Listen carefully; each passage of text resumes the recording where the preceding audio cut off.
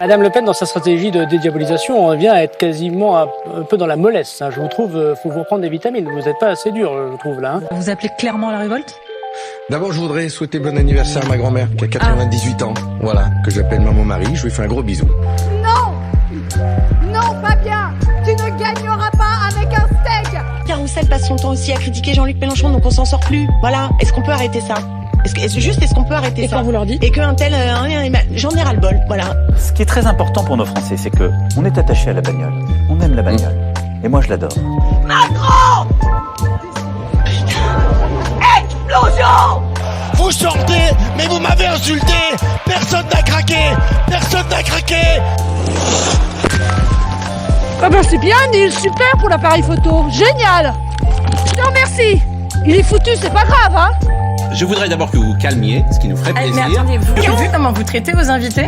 Oh mais vous êtes une victime. Cette femme a un boulard immense, elle est scientifique, elle dort, vous faites attention. Mais vous savez, en fait, c'est juste une question de préparation psychologique. Si on m'avait dit que cette émission était en effet réactionnaire et climato-sceptique, en fait, peut-être je serais pas venue, en fait. Les plus jeunes vont me dire, eh bien, on n'y est encore pas arrivé.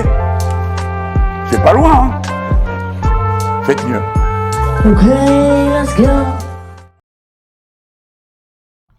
Dame, les Minervos, bienvenue à tous dans cette nouvelle émission de Minerva, votre rendez-vous qui devient rendez-vous une fois toutes les 2 semaines, voilà, un dimanche toutes les 2 semaines, parce que figurez-vous que un dimanche par semaine, ça fait beaucoup pour l'équipe de Minerva qui, malgré tout, a envie de profiter de la vie, a envie de voir un petit peu les oiseaux dans le ciel, de se balader, de profiter parfois du beau temps comme du mauvais, mais on se retrouve évidemment une fois toutes les 2 semaines. Quel plaisir de se revoir en ce dimanche soir. Nous sommes le 11 février 2024 et à chaque fois, voilà, moi, petite histoire à vous raconter, c'est qu'à chaque fois que je vais dans la rue, des fans, les Minervos comme j'aime vous appeler, m'accostent. Avec cette adorable candeur et l'œil brillant d'espoir, il me pose toujours cette même question lancinante. Si Minerva devait être un super pouvoir, qu'est-ce que ce serait ? Eh bien, pour votre plus grand plaisir, je vais enfin faire cesser vos interminables cogitations nocturnes pour vous répondre de but en blanc. Ça serait un mélange subtil du pouvoir de téléportation et d'invisibilité, car Minerva est à la fois partout et nulle part. Mais ce paradoxe n'est pas une faiblesse, oh non, c'est la force de tout voir sans pour autant être vu. Alors, pour vaincre ce paradoxe, n'hésitez surtout pas à partager le lien du live à vos amis, à votre famille. Ils auront une reconnaissance éternelle, ça c'est sûr. Quel plaisir de se retrouver en ce dimanche soir avec qui va devenir un nouveau pilier de l'émission, j'ai l'impression. Basile, comment ça va Basile ce soir ? Salut, ça va très bien. Je me fais la réflexion, je crois que c'est la 3e fois que je viens et à chaque fois que je suis venu dans l'émission, il y avait un nouveau ministre de l'Éducation. Donc, je crois que... Après, je sais pas ce que ça veut dire sur ma prochaine venue, mais voilà. Mais en tout cas, très content de revenir dans l'émission. Eh oui, nous commençâmes avec Blanquer ou c'était déjà Non, plus... je crois que c'était justement pas longtemps après la nomination de Gabriel Attal, hein, de mémoire. Ah, quel dommage. Tu vois, on aurait pu en faire 4 si, si on avait commencé Minerva un peu avant. D'ailleurs, Minerva a bientôt fêté sa première bougie. Puisque de souvenir, on avait commencé en mars 2023. Bon, c'est pas tout de suite, mais ça va arriver assez vite. Et alors en plus, je crois qu'on va pouvoir profiter de ta plus belle voix avec un nouveau micro, c'est bien ça ? Et oui, tout à fait. J'ai investi dans un micro de meilleure qualité ainsi qu'un casque. Donc voilà, ça fait plus Twitch tout de suite que les AirPods avec le son. En plus, avec toujours la panique, parce qu'évidemment, quand on utilise les AirPods en micro, la batterie ne dure pas si longtemps. Donc à chaque fin de live, ça commençait à devenir un peu tendu. Ah oui, en effet, ça peut être problématique. On aurait plus de problèmes, et ça, c'est très bien. Bon alors, qu'est-ce que toi tu racontes là, ces derniers temps ? Ça se passe... Toi, t'es dans un collège ou un lycée ? Je me souviens Moi, même plus. je suis en lycée, Ah bah oui, et là, évidemment. Il n'y a pas de SOS au collège. on vient de partir en vacances. Donc c'est bien. Donc comme souvent, quand les profs, je pars en vacances avec... des tonnes de travail, notamment des copies à corriger. Mais ça va, écoute, on va quand même se reposer, profiter un petit peu des vacances. Est-ce que t'es ce genre de prof qui aime bien un peu humilier leurs élèves sur Twitter en publiant les copies? Non, j'avoue, je suis pas un grand fan des perles d'élèves. Je trouve que, bon, évidemment, en salle des profs, entre collègues, il y a toujours voilà, quand on lit des belles choses, on se les partage entre nous, mais j'avoue que le fait de leur donner une visibilité sur Internet, je trouve que ça passe un peu une limite.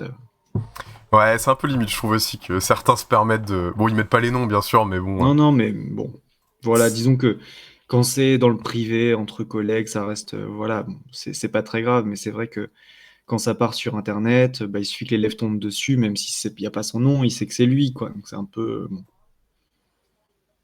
Ouais, oui, bon.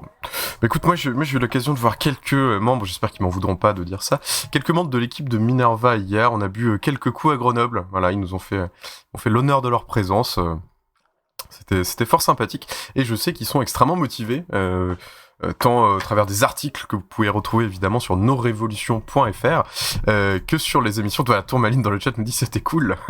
Effectivement, c'était très sympa. Et d'ailleurs, n'hésitez pas à aller voir, je ne sais plus si le replay est disponible, je crois qu'il est toujours disponible, l'émission la semaine dernière pour le centenaire de la mort de Lénine. Non, oui, bon, peu importe. Oui, le centenaire. Oui, c'est ça. L'émission qui s'appelle Lénine Stop ou encore, voilà, et il est effectivement sur YouTube. N'hésitez pas à aller voir parce que c'est une émission d'une de grande qualité. J'en profite puisqu'on en est sur le chapitre un petit peu de la mémoire, peut-être pour commencer cette émission, pour qu'on discute un peu ensemble. Dimanche, non, pas dimanche, mais bref, la plupart du temps dans les villes en France, ça va être dimanche. Ça va être la commémoration des 80 ans de l'Affiche Rouge et surtout du groupe Manoukian, dont la rumeur et les articles de presse nous disent que Emmanuel Macron veut faire entrer au Panthéon seulement Manoukian, puisqu'on rappelle que c'est un groupe de 24 personnes, je crois, qui ont été condamnées à mort et fusillées en 1944 au Mont-Valérien. Est-ce que toi, c'est un truc que... déjà, est-ce que c'est... Tu sais que t'es pas prof d'histoire, mais est-ce que c'est enseigné au lycée ou au collège, la question de l'affiche rouge ou pas du tout? J'avoue que je sais pas du tout. Je pense que je pense pas que ce soit forcément marqué dans les programmes. Après, j'imagine que ça fait partie quand même d'exemples assez classiques qui doivent être cités par les collègues parce que c'est quand même un événement, y compris qui est très fort, très présent dans la mémoire collective. Donc je pense quand même que c'est cité, oui, j'imagine. Oui, parce qu'on rappelle un peu pour nos viewers si nombreux que en fait ce sont des résistants, mais c'est des résistants d'un genre un petit peu particulier, puisque ce sont tous des étrangers, ce ne sont pas des Français qui ont résisté en France, qui ont énormément œuvré. Alors, un groupe, je crois, qui s'appelait les FTP, mais je peux me tromper, vous vérifierez. Et donc, qui ont énormément œuvré dans des réseaux de résistance, notamment liés au Parti communiste français. Et lorsqu'ils se sont fait arrêter sur une dénonciation, je crois, ou une filature, eh bien, les nazis ont décidé d'en faire des exemples et s'en sont servis comme propagande. Et donc, il y a une fameuse affiche rouge qui affiche pas les 24, mais un certain nombre d'entre eux, dont leur chef, Missak Manoukian, et qui explique un petit peu les différents actes terroristes qui l'ont fait. Et en dessous de l'affiche, il y a marqué « Libération, l'armée du crime ». Et donc aujourd'hui, un petit peu tout le débat autour du fait qu'Emmanuel Macron veut les faire rentrer au Panthéon, c'est que sous le contexte de la loi immigration, beaucoup critiquent cette espèce d'hypocrisie, puisqu'effectivement, Missak Manoukian et ses camarades se sont battus et ont donné de leur vie pour la France, alors même qu'ils n'étaient pas français. Et l'histoire nous raconte que Missak Manoukian, lors de son procès, j'ai pas envie de me tromper, mais je crois qu'il a lancé à l'Assemblée la nationalité française, vous en avez hérité, nous l'avons mérité. Voilà.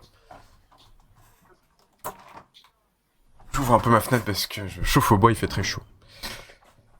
Et voilà, est-ce que toi ça te fait un petit peu réagir? Est-ce que tu trouves que c'est hypocrite ou au contraire que c'est une décision un petit peu historique de faire rentrer au Panthéon des personnes comme ça?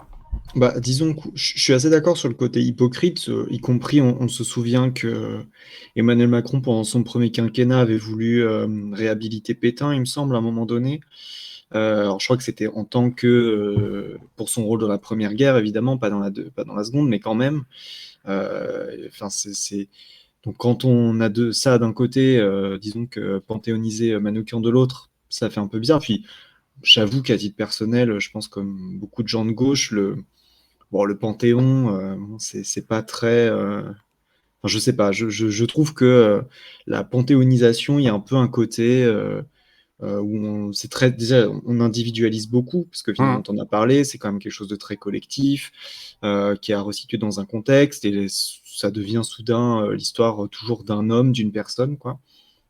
Donc de ce point de vue-là, bon, il y a une forme d'hypocrisie, puis je ne sais pas dans quelle mesure est-ce qu'on peut vraiment considérer que c'est un honneur. Après, là, on peut y voir quand même une bonne chose, c'est que c'est l'occasion d'en reparler, c'est l'occasion de toujours faire vivre cette mémoire, et de ce point de vue-là, c'est positif. Après, est-ce que ça doit forcément passer par une entrée au Panthéon? Ça, je suis moins sûr, mais oui. En tout cas, je pense que c'est bien qu'on en parle. Ouais, mais tu vois, je trouve que l'enjeu mémorial autour du groupe Manoukian, il se trouve dans le fait justement que des personnes d'origine étrangère peuvent se battre pour la France, pour ce pays, voilà. Et pour autant, on met en place une loi immigration qui finalement bloque complètement l'accès à la nationalité, quand bien même on pourrait le mériter pour quelques raisons que ce soit. Et voilà, c'est tout le paradoxe, je trouve, de cette panthéonisation, et tout l'enjeu mémoriel est finalement un peu laissé de côté pour ne faire apparaître qu'un espèce de coup politique, y compris parce que il y a beaucoup de personnes arméniennes aussi, d'origine arménienne en France, et qui représentent un réservoir de voix important. Donc je pense qu'il y a un truc cynique un peu aussi derrière, que je trouve très gênant, à titre personnel. Voilà. Mais je te propose qu'on rentre un petit peu dans le vif du sujet, parce que ça c'était un peu une incise improvisée. Le vif du sujet, c'est pas vraiment le vif du sujet, puisque c'est une actualité qui commence à se refroidir, c'est les manifestations des agriculteurs. Donc on avait un petit peu parlé de tout ça il y a 2 semaines, on essayait de se dire que peut-être il y allait avoir une convergence des luttes, notamment avec l'appel de la CGT, on avait quelques espoirs, on va dire, que ça débouche sur des vraies avancées. Alors, juste, j'ai pas fait toute la liste, mais il y a eu de nombreuses... voilà, là, le mouvement s'est terminé, suite à des annonces de Gabriel Attal, et la FNSEA a décidé d'arrêter les barrages, et malheureusement, sans l'appui de cet énorme syndicat très bizarre, les autres n'ont pas pu tenir, quand bien même ils ont essayé, notamment la Confédération paysanne. Et donc, il y a eu... ce qui fait le plus scandale, c'est la pause du plan Éco-Phyto, qui était en fait un plan pour réduire l'utilisation des intrants, c'est-à-dire des pesticides, dans la production agricole. Donc ça, on arrête finalement, on met moins de normes, on enlève des normes environnementales qui sont très importantes, à la fois pour nous, puisqu'on consomme ces produits, à la fois pour les familles d'agriculteurs, puisqu'ils sont exposés à des produits hautement cancérigènes. On se rappelle d'un certain nombre de procès médiatiques qu'il y avait eu, notamment d'agriculteurs contre Monsanto, les fabricants de ces produits assez horribles. Il y a eu aussi une annonce de 150 millions d'euros en soutien fiscal et social, sans qu'on sache trop à quoi ça correspond, et des contrôles massifs pour vérifier si les appellations Origine France sont bel et bien originaires de France, justement. Alors, selon toi, est-ce que c'est des véritables avancées, ou ils ont, finalement, dans une espèce de truc de cogestion avec la FNSEA, accordé des agendas qui étaient finalement parallèles? Pour moi, c'est marrant parce qu'on en a de mémoire, en tout cas, c'est un peu une des pistes vers lesquelles a été notre discussion, c'est-à-dire de dire finalement, la FNSEA va obtenir très probablement, comme tu dis, des choses qui convergent beaucoup avec l'agenda du gouvernement, c'est-à-dire tout ce truc dont Gabriel Attal a parlé depuis, d'enlever des normes, tout le discours libéral de la simplification, qui essaye de se présenter sous l'angle du bon sens, mais qui cache en réalité effectivement la fin de règles, de normes, de droits qui sont importantes pour les travailleurs et puis pour les consommateurs d'une manière générale. Et donc oui, je pense qu'il y a une convergence entre ces agendas-là, et où finalement la question qui était quand même une des questions centrales du mouvement au départ, c'est-à-dire la question des revenus, elle est un peu passée sous le tapis, parce qu'effectivement, comme tu dis, il y a des annonces de l'argent qui serait réinjecté, mais sans qu'on sache vraiment comment, quelle forme ça va prendre, qui va en bénéficier davantage, est-ce que ça va dépendre du revenu des agriculteurs, enfin bref, c'est quelque chose d'assez flou.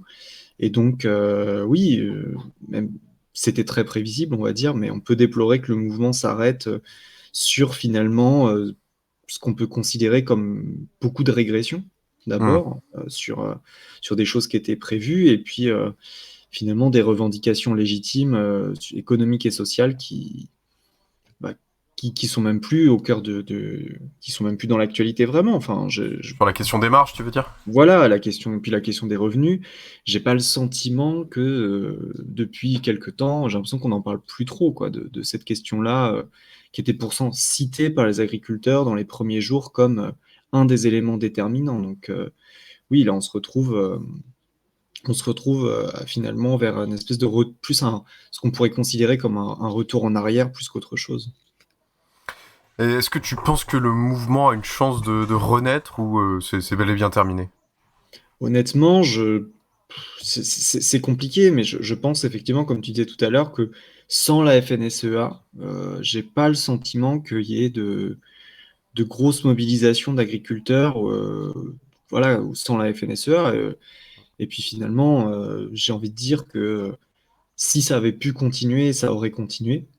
Et que maintenant, c'est limite encore plus difficile, maintenant que le mouvement c'est un peu tassé, de le faire repartir. C'est encore plus dur. Finalement, la fenêtre qui était là, c'était quand le mouvement était là et quand la Confédération paysanne a dit bah, nous, les annonces, ça nous va pas, nous, on n'arrête pas.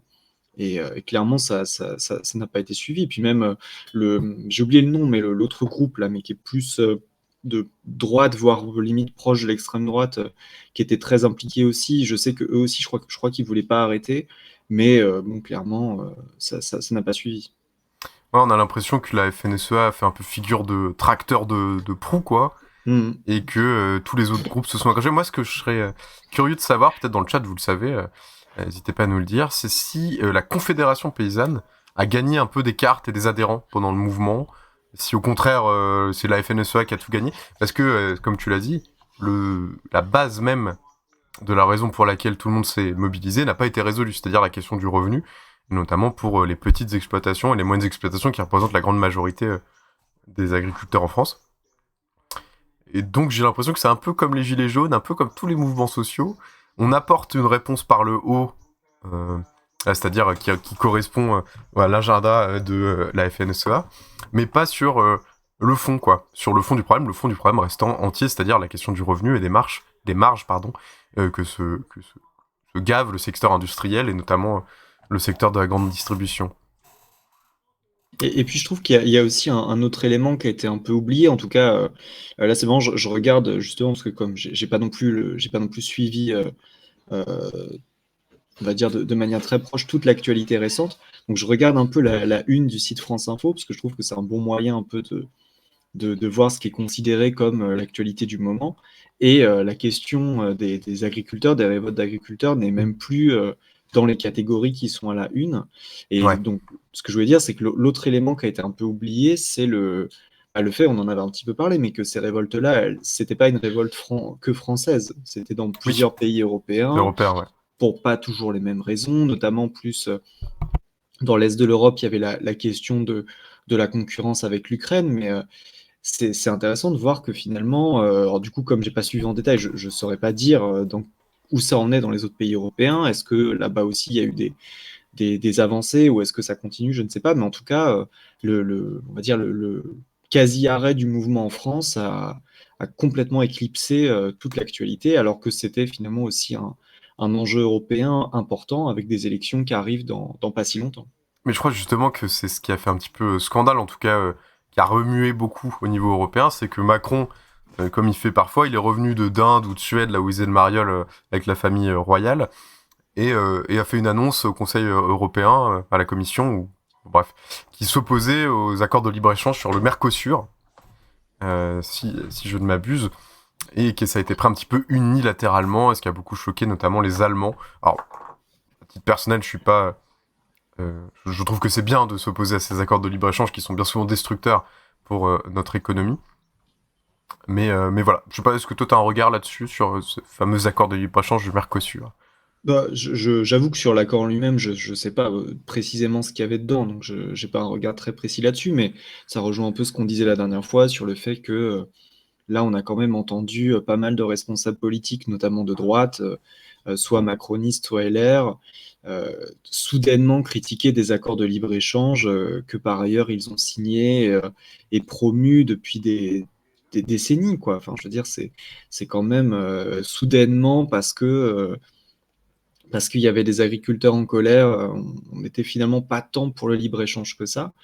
Bon, c'est un peu, voilà, c'est un peu hypocrite, puis c'est surtout très, très opportuniste. Mais après, voilà, sur l'accord avec le Mercosur en lui-même, je ne connais pas précisément, mais clairement, ça n'avait pas l'air d'être un accord spécialement progressiste. Hein, donc, de ce point de vue, on ne va pas s'en plaindre. Mais oui, on peut se dire qu'au niveau de la méthode, et puis sur le fond politique aussi, parce que ça, enfin, c'est pas le seul sujet, mais il y a beaucoup de sujets sur lesquels on a l'impression que finalement, le macronisme ne correspond à, on va dire, aucune véritable idéologie, pas vraiment d'idée, et juste une espèce d'adaptation en fonction de l'actualité, en fonction de l'opinion.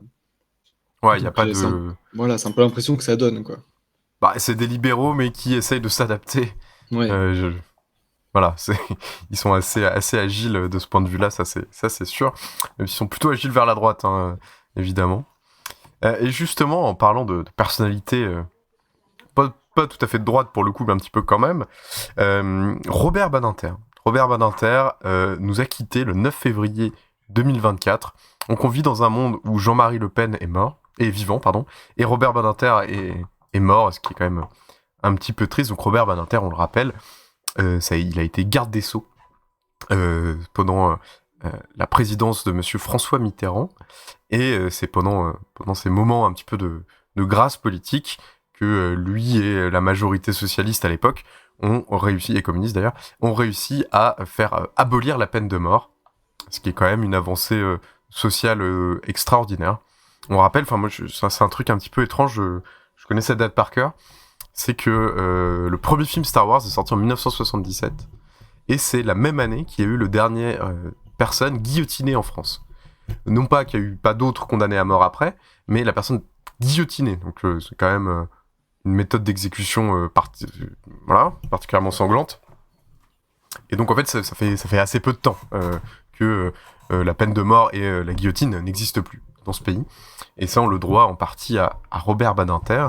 Donc voilà, je voulais t'interroger un petit peu pour savoir qu'est-ce que toi tu pensais de cette personnalité politique. Est-ce que cette disparition t'a interrogé, t'a chagriné? Bah, c'est quand même triste dans le sens où évidemment c'est quelqu'un qui est associé dans l'imaginaire collectif par tout le monde à l'abolition de la peine de mort.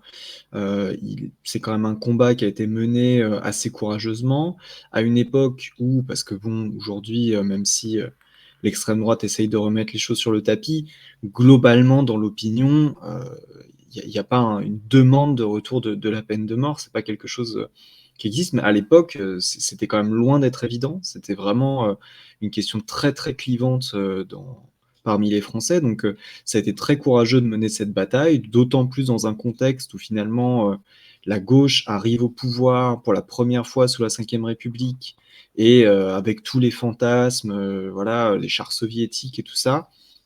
Et donc mener ce débat, cette discussion à l'Assemblée de manière très courageuse, c'est quand même un héritage important de Badinter.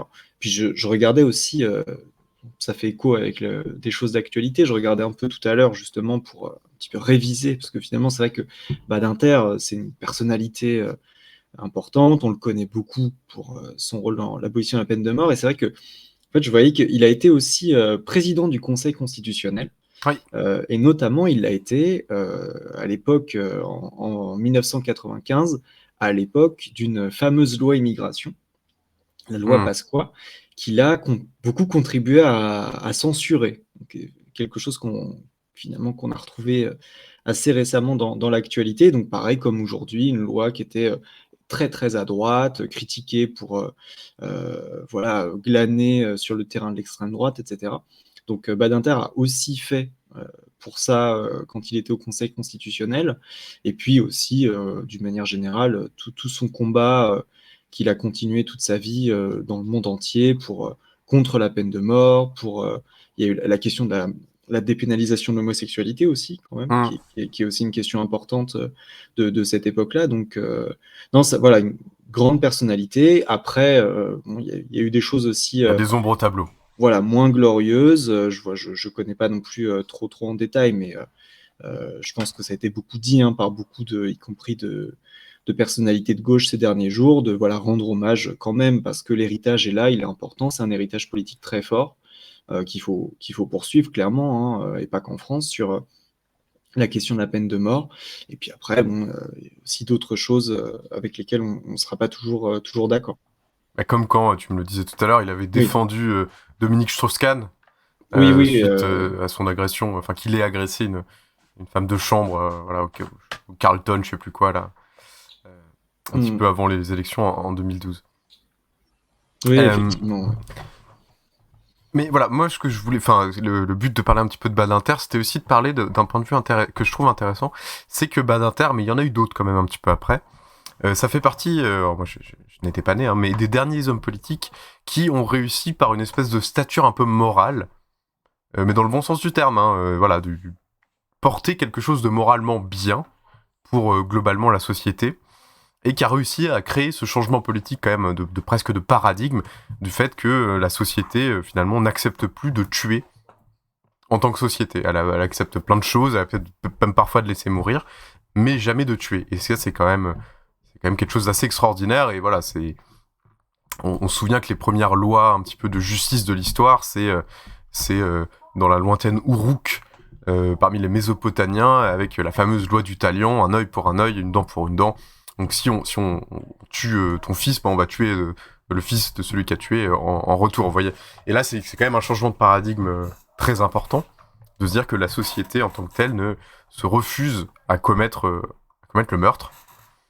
Et je trouve que c'est quelque chose de très fort. Voilà. Et est-ce que toi, tu retrouves un peu ces grandes figures politiques qui ont réussi un peu à apporter du changement un petit peu moral pour la société, à apporter quelque chose de fort, quand bien même la société serait plus ou moins pas d'accord, parce que tu l'as dit tout à l'heure, à l'époque, il y avait une majorité de Français qui étaient opposés au fait d'interdire la peine de mort. Alors après, il y en a eu, mais par exemple, tout à l'heure, on en parlait avant le stream.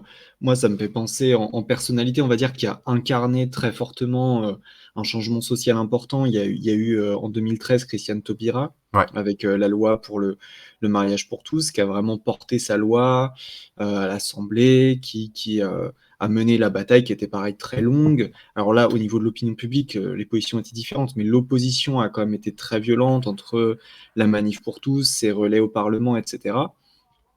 Après, bon, faut aussi, faut pas que ça nous fasse oublier que les changements politiques et la lutte politique, ça émane quand même avant tout souvent de mouvements collectifs. Mais c'est vrai que si on essaie de penser un peu à des personnalités comme ça qui ont pu incarner une loi et incarner très, très fortement un changement, il y a Badinter.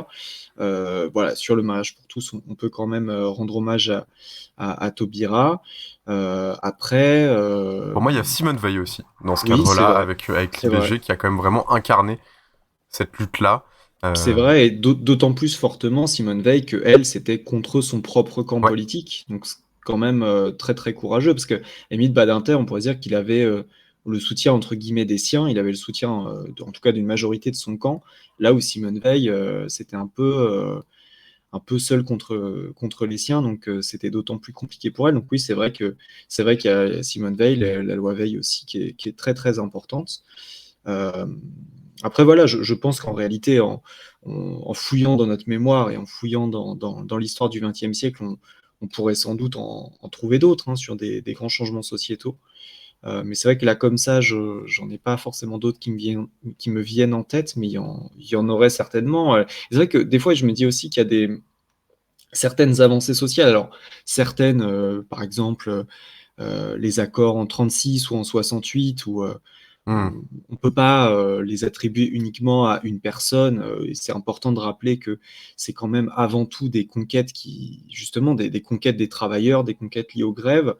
Et après, c'est vrai que je me rends compte aussi là, justement en y pensant, ce que tu disais sur Simone Veil, qu'il y a aussi des avancées où j'avoue que je serais pas capable de mettre un nom sur une personne, un ministre ou plusieurs ministres ou des députés qui auraient porté, je sais pas, par exemple, tous les droits des femmes, tous les droits qui ont été accordés aux femmes dans les années 60, comme l'indépendance financière, le fait de pouvoir avoir un travail sans autorisation, etc., qui sont quand même des avancées majeures. C'est vrai que, alors, là encore, comme c'est ce que je disais aussi sur 36 ou 68, on ne peut pas le décorréler des mouvements féministes de l'époque, qui se sont vraiment battus très, très, très fortement pour avoir ces conquêtes-là. Et c'est vrai que là, pour le coup, je ne serais pas capable de dire est-ce qu'à l'époque, ça a été incarné par des militants, des députés ou des ministres. Ça, j'avoue que je saurais moins donner des noms pour ça. Mais moi non plus, mais tu vois, dans le fait d'incarner et d'avoir porté une loi et un changement un petit peu profond, alors c'est pas tout à fait à la même échelle, mais je le considère comme une grande avancée, c'est pour moi aussi les 35 heures avec Martine Aubry, qui l'a un petit peu incarné, qui l'a quand même beaucoup porté. 35 heures, mine de rien, ça fait gagner 4 heures de vie aux travailleurs de tout le pays, ce qui est quand même considérable, par semaine. Et voilà, et je trouve que ça fait aussi partie des personnalités politiques qu'on a tendance un petit peu à oublier ou à sous-estimer, mais à un moment donné, dans le changement politique, dans le changement social, il y a...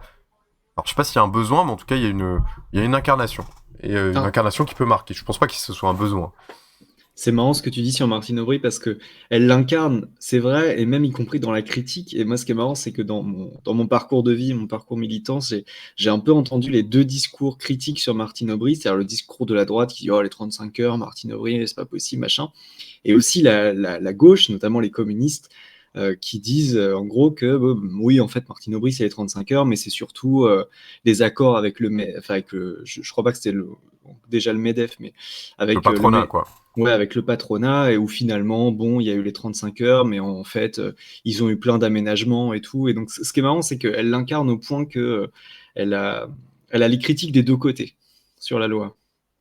Et j'en évoque un dernier, une autre personnalité de droite qui est adorée dans ce stream, puisqu'on en parle souvent, alors que personnellement je le déteste pour d'autres raisons.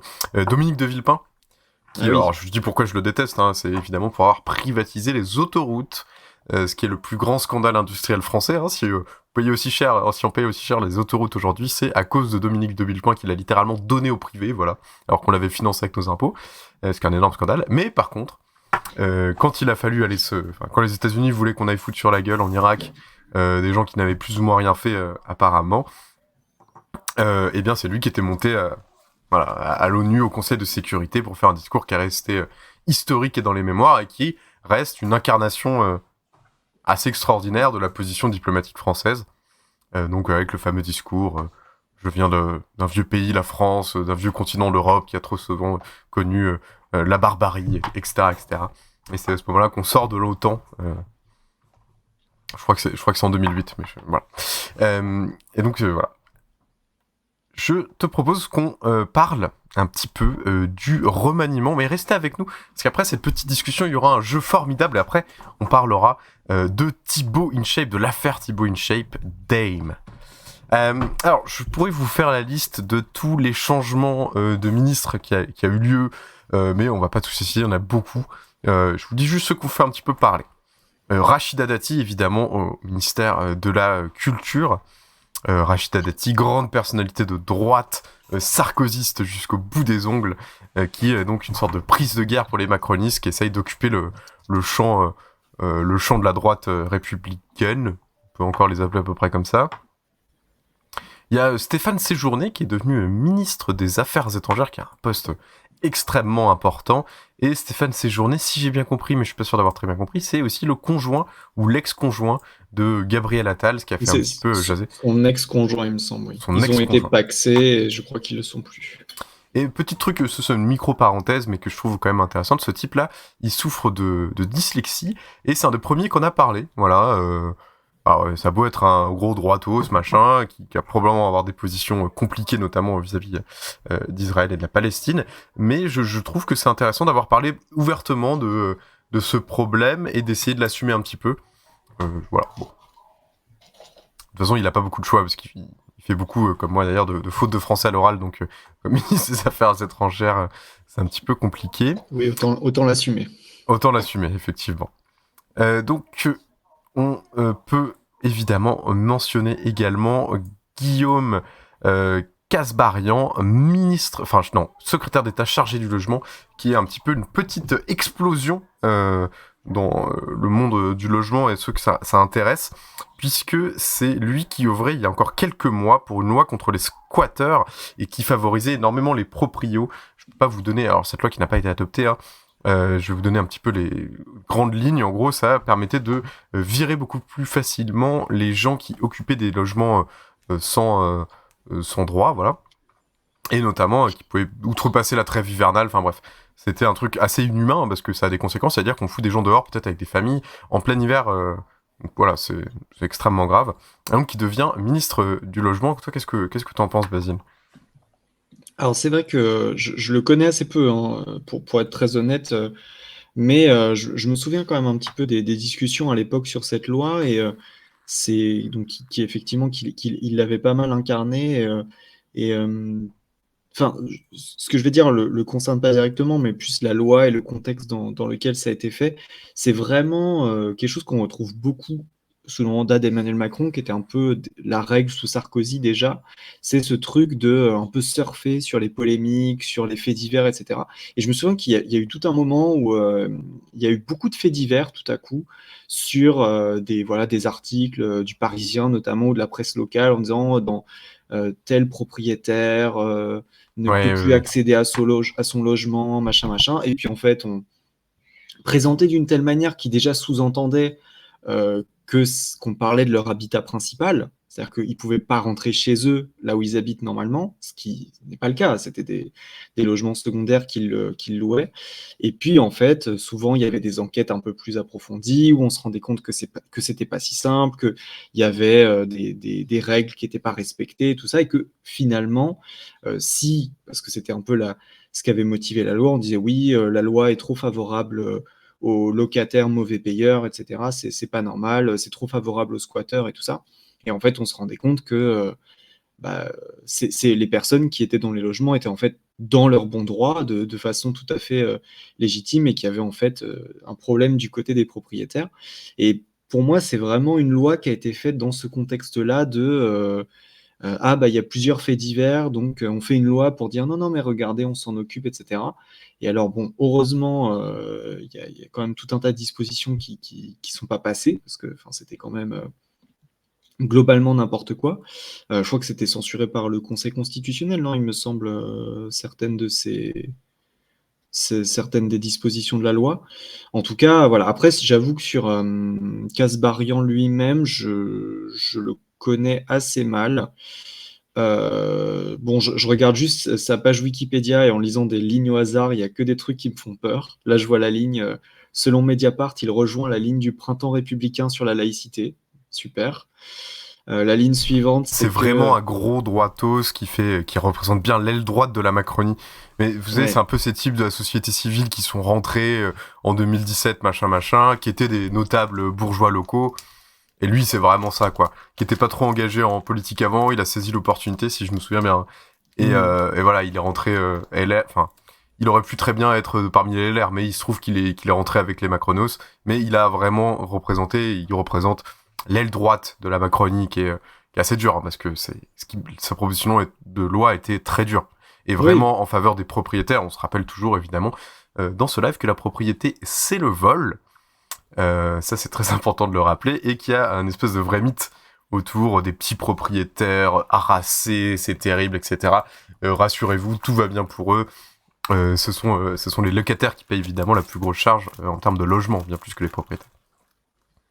Voilà. Il est jeune, d'ailleurs, il a 36 ans, mais vas-y. Pardon. Et puis, pas oublier aussi qu'il y a quand même aussi des différences, parce que souvent, voilà, il y a des discours un peu englobants, pas non plus oublier qu'il y a quand même des différences entre des personnes qui sont propriétaires de leur propre logement dans lequel ils habitent, et puis des personnes multipropriétaires qui louent 3 studios, 2 maisons, enfin bon, voilà, à un moment, quand on a les moyens de pouvoir acheter puis louer autant de logements, bon, on est rarement dans une situation très compliquée, financièrement parlant.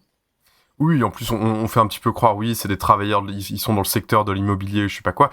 Soyons très clairs, ce sont des rentiers. Hein. Ils gagnent de l'argent simplement sur leur propriété. Ils glandouillent toute la journée, ils gagnent simplement de l'argent, du revenu passif, sans avoir besoin de travailler. Voilà, c'est quand même très important à rappeler.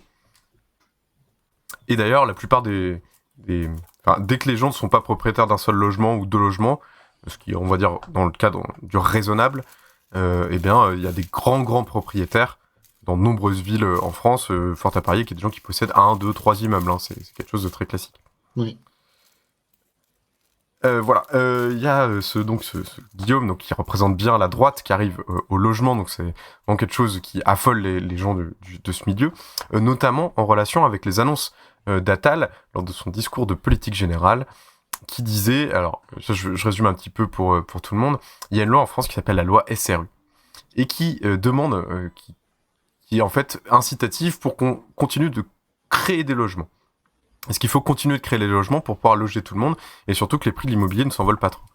Et cette loi SRU, elle oblige chaque commune à disposer de 25% de logement social dans la commune. Sauf que, évidemment, c'est pas obligatoire, c'est si vous le faites pas, vous avez une amende. Et là, le petit tremblement de terre, c'est que Gabriel Attal donc dit que les logements intermédiaires, c'est-à-dire des logements beaucoup plus grands qui étaient plutôt destinés à des cadres moyens ou des classes moyennes supérieures, vont rentrer dans la comptabilité des logements SRU. Ce qui donc va impliquer de freiner largement la construction de logements, et surtout que certaines villes, comme les villes un peu de bourgeois, les très connues chez Neuilly-sur-Seine, qui en fait préféraient payer l'amende plutôt que de construire un seul logement social, là ils vont payer une moins grosse amende, puisqu'ils vont pouvoir rentrer dans la comptabilité des logements qui n'étaient pas auparavant.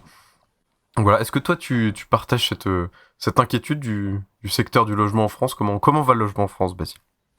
Alors, de ce que j'en sais pas très bien, après je suis pas du tout expert en la matière, mais surtout ce qui est inquiétant avec ces annonces-là, bon déjà c'est effectivement une attaque sur le logement social, puis surtout c'est une attaque à la volonté, parce que on va dire une attaque à la mixité sociale. Dans les faits, on sait très bien que la mixité sociale est très peu existante dans beaucoup d'endroits, mais que un des avantages quand même du logement social, donc du logement public en fait, c'est de pouvoir peser justement sur cette mixité sociale en créant justement du logement et puis en mixant dans les mêmes quartiers, les mêmes immeubles, les mêmes lieux, des logements de catégories différentes, comme tu disais, et donc pour accueillir ensuite des familles de classes sociales différentes et pouvoir comme ça créer plus de mixité. Et en fait, c'est hyper important parce que derrière la mixité géographique, elle se transforme en mixité, par exemple à l'école, puisque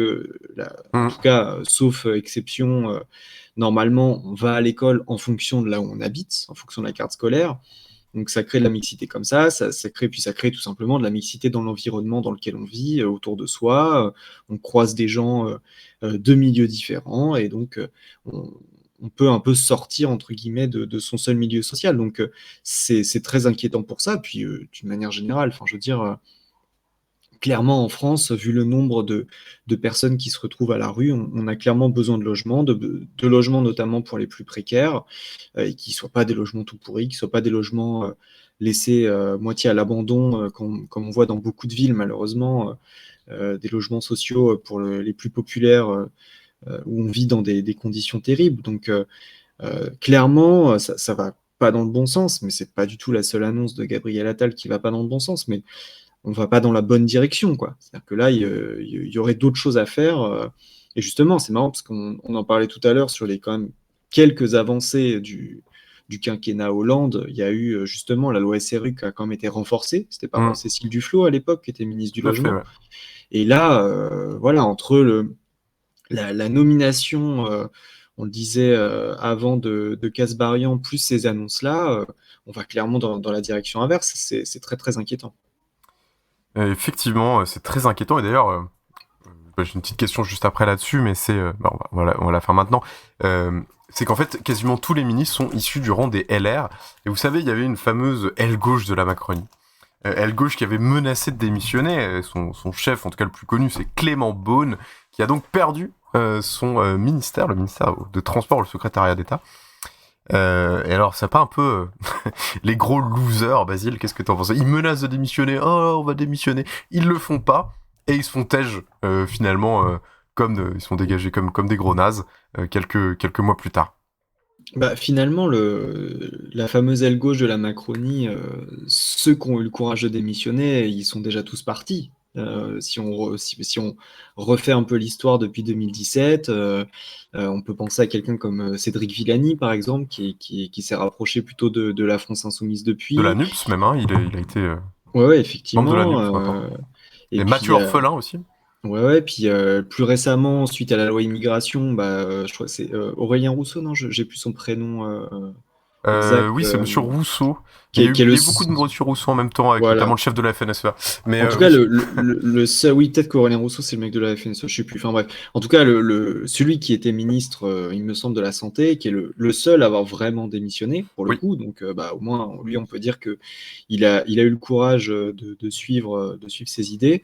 Et c'est vrai que les autres, en plus, c'était assez prévisible, parce que, enfin, dans les trucs de off qui étaient un peu repris dans la presse, il y avait cette idée que Macron voulait beaucoup à tous ceux qui s'étaient abstenus ou qui avaient critiqué la loi immigration. Donc, il y avait un peu un côté, on va faire le tri, et tous ceux qui ont tous ceux qui n'ont pas soutenu la loi immigration, finalement, on va les ranger, voilà, leur enlever leur poste et puis les mettre à des rôles plus subalternes, quoi. Donc, après, honnêtement, enfin, l'aile gauche de la Macronie. Déjà, j'avais beaucoup de mal à comprendre sous François Hollande l'attitude des frondeurs, notamment quand il y a eu la loi travail et tout ça, avec toutes ces personnes qui voulaient pas quitter le PS, qui voulaient pas quitter la majorité, qui des fois s'abstenaient, des fois non. Enfin, c'était un peu déjà bizarre à cette époque-là. Alors là, ça va complètement à un autre niveau. On est clairement sur... parce que sous François Hollande, on va dire, il y a eu beaucoup de lois libérales, mais sur le côté plus idée de droite et d'extrême droite, s'il y en a eu dans le discours. Avec la déchéance de nationalité quand même. Hein. Mais c'est pour ça que je dis il y en a eu dans le discours, parce que ça s'est pas fait finalement. Mais effectivement, ça a été proposé, il y a eu des choses comme ça, et d'ailleurs, ça a été pour certains des lignes rouges, mais là, sous Macron, on a déjà été bien plus loin, et donc... voilà, je veux dire, quand tu as Gabriel Attal, Premier ministre, Bruno Le Maire à l'économie, Rachida Dati à la culture, Darmanin à l'intérieur, au bout d'un moment, je ne sais pas ce que tu peux attendre légitimement. Je veux dire, au départ, le macronisme, c'était censé être le en même temps. Ouais, mais là, c'est fini. Bien longtemps qu'il n'y a pas eu de gage donné à ce qui serait l'aile gauche de la Macronie. Donc... là, actuellement, je veux dire, s'ils restent, c'est que au fond, ils doivent bien s'y retrouver. Sinon, ils resteraient pas. Ou alors, c'est du pur cynisme. Ils veulent juste garder leur poste. Mais je vois pas politiquement de raison de rester. Voilà, il y a plus rien pour... Enfin, j'ai jamais compris ce qu'ils avaient à espérer déjà depuis très longtemps. Mais là, il n'y a plus rien, quoi. C'est fini. Donc, voilà. Finalement, c'est la fameuse, le fameux mème qui traîne beaucoup sur Twitter, qui reprend une planche de Tintin où le capitaine Haddock ouvre une porte où c'est marqué bureau de l'aile gauche de la Macronie. En fait, c'est une fausse porte, c'est un mur derrière la porte. Il n'y a pas de bureau de l'aile gauche de la Macronie. Je pense que voilà, hein, c'est la réalité. Mais il y a un truc qui est souvent dit, et je suis plutôt d'accord avec ça. Je pense que Macron et ses séides ont été particulièrement marqués par justement les frondeurs, le phénomène des frondeurs sous Hollande, qui est parti de cette question de la déchéance de nationalité, et que du coup, il y a tout qui est mis en place au sein de la France Insoumise et avec les partenaires pour finalement une sorte de purge permanente où les éléments qui n'entrent pas dans la ligne sont systématiquement purgés. On parle souvent de ça, on parle souvent d'un système un peu du fait du prince, etc. dans la France Insoumise. Je pense qu'il est complètement disproportionné et beaucoup plus endémique à la République en marche ou Révolution, je sais plus comment il s'appelle, c'est Horizon, je sais plus. Non, c'est Renaissance. Renaissance, voilà, ça change souvent. C'est Renaissance. Oui, ça a bien rené là, on est bien. Il y a Renaissance et il y a Ensemble, qui est le nom de la majorité présidentielle, de la coalition. C'est la NUPES de Macron. Oui, c'est la NUPES de Macron qui a d'ailleurs volé le nom Ensemble à gauche. J'allais dire, à pas confondre avec Ensemble, qui fait partie, qui est à la gauche de la gauche. C'est pas la même chose. C'est pas du tout la même chose. Voilà, j'ai vraiment l'impression qu'il y a eu là, ce qui s'est opéré, en fait, suite à la loi immigration, c'est une vraie purge. Une vraie purge des éléments de gauche de la Macronie pour les remplacer par des gens qui sont issus du rang des LR ou des types comme Kasbarian, qui sont vraiment l'aile droite de la Macronie et qui comptent gouverner avec ces gens-là. Alors moi, c'est marrant que tu dis ça. Alors je vais le dire sur le ton de la blague, mais c'est totalement vrai ce que je vais dire. Ça me rappelle toujours que quand il a voulu créer En Marche, à l'époque, Emmanuel Macron a notamment rencontré Robert Hue. Et un de ses soutiens à la première heure, on l'oublie, mais tu peux rappeler qui est Robert Hue pour Robert Hue, ça a été un secrétaire national du Parti communiste après Georges Marchais, donc à partir, je crois, de 1994. C'est les années 2000 un peu, hein, vraiment, voilà, Robert Hue. Jusqu'au milieu des années 2000, grosso modo. Et donc ensuite, c'est quelqu'un qui a quitté le Parti communiste à la fin des années 2000 pour se rapprocher d'abord plutôt du PS, tendance François Hollande. Il a soutenu François Hollande au premier tour de la primaire, donc, vraiment très très tôt.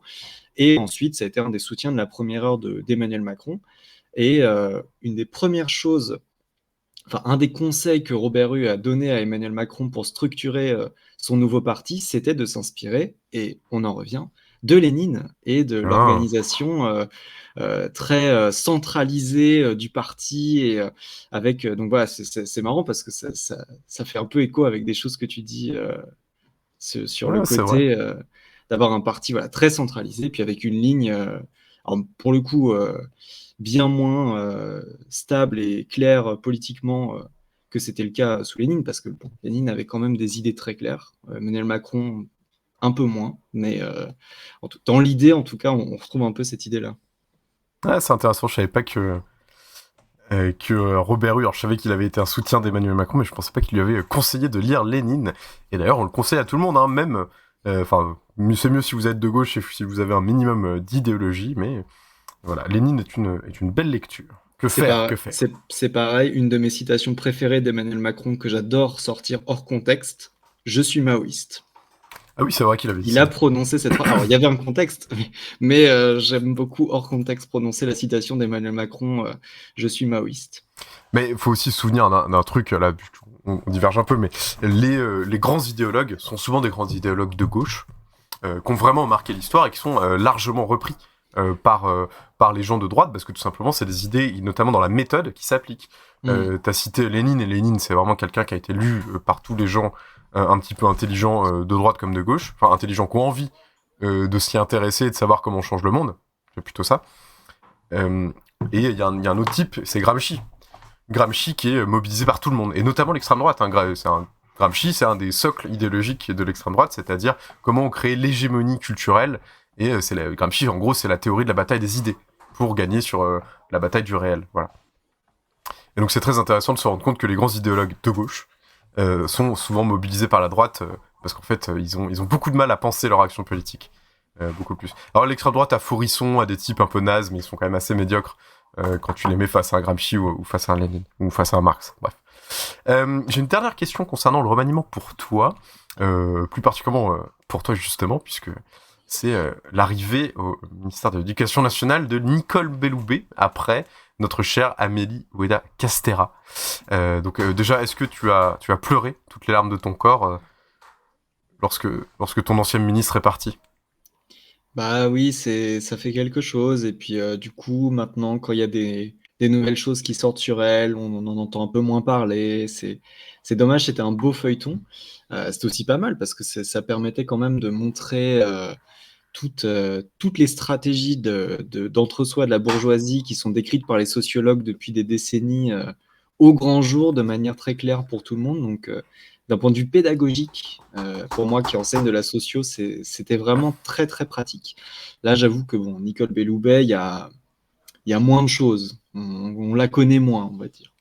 On sait moins de choses. Elle était particulièrement, si je me souviens bien, détestée par les avocats. Il y a eu de gros mouvements sociaux de la part des avocats, des gens de la magistrature, qui leur jetaient leur robe à la gueule, etc. Et elle a continué de faire son discours alors qu'il n'y avait plus personne et que tout le monde s'était barré. Donc ça promet aussi. Wow. Ça promet aussi. Voilà. Je t'invite à aller regarder, je vous invite en général à aller regarder les images, c'est assez intéressant. Alors, On arrive, oui, dernière question, enfin, petite moquerie au passage, Bayrou.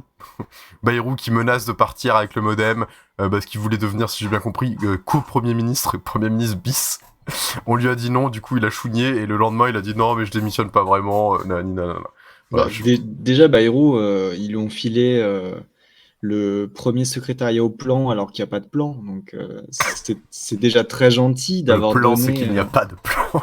d'avoir donné des choses à Bayrou, alors que, quand tu vas regarder, c'était il y a quelques jours de ça, je crois que c'est dans une matinale de Os Politique où il avait été un peu chercher justement le bilan de Bayrou et de ce premier le fameux plan, secrétariat. on aimerait bien connaître le plan.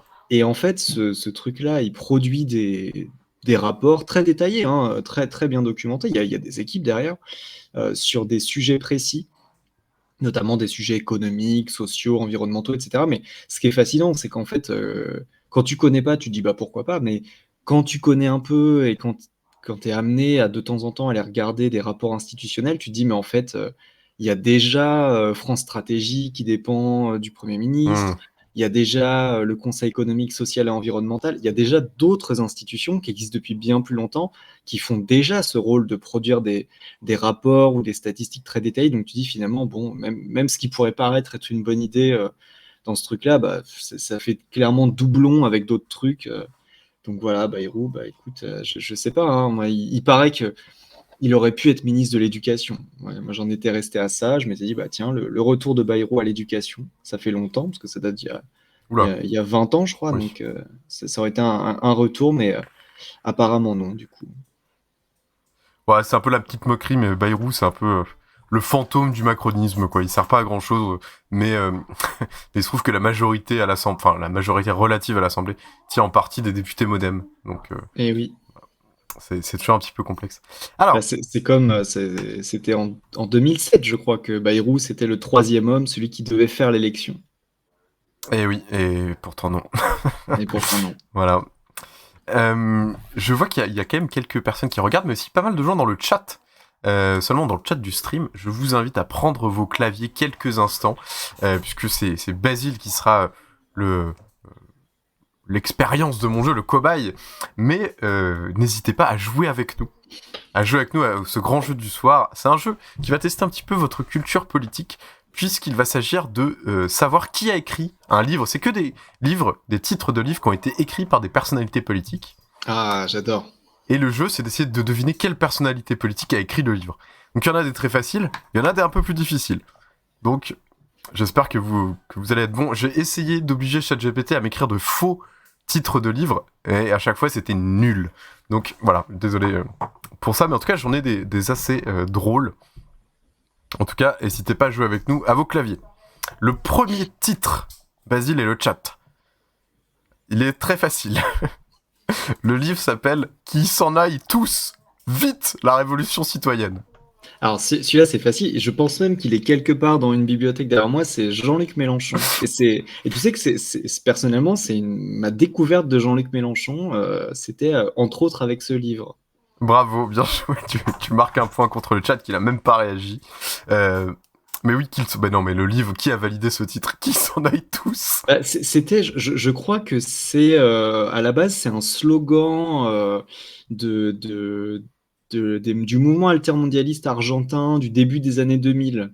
À l'époque, comme aujourd'hui finalement, mais une des premières crises d'hyperinflation, etc., et de dette massive.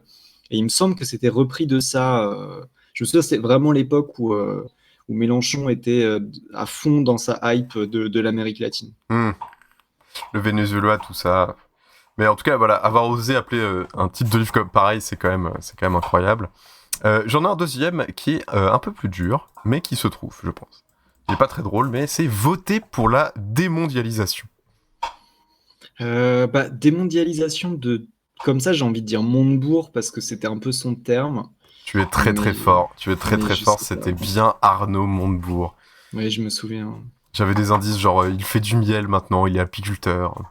Voilà. Non, je sais même pas s'il est apiculteur, je crois qu'il vend du miel, mais je crois pas qu'il le fait. Enfin, il le produit, mais pas lui, des employés. Voilà, il a une boîte, quoi. Il a une boîte d'apiculture. J'en ai un autre qui est facile, seulement si tu connais la présidente, c'est un indice, de ce parti.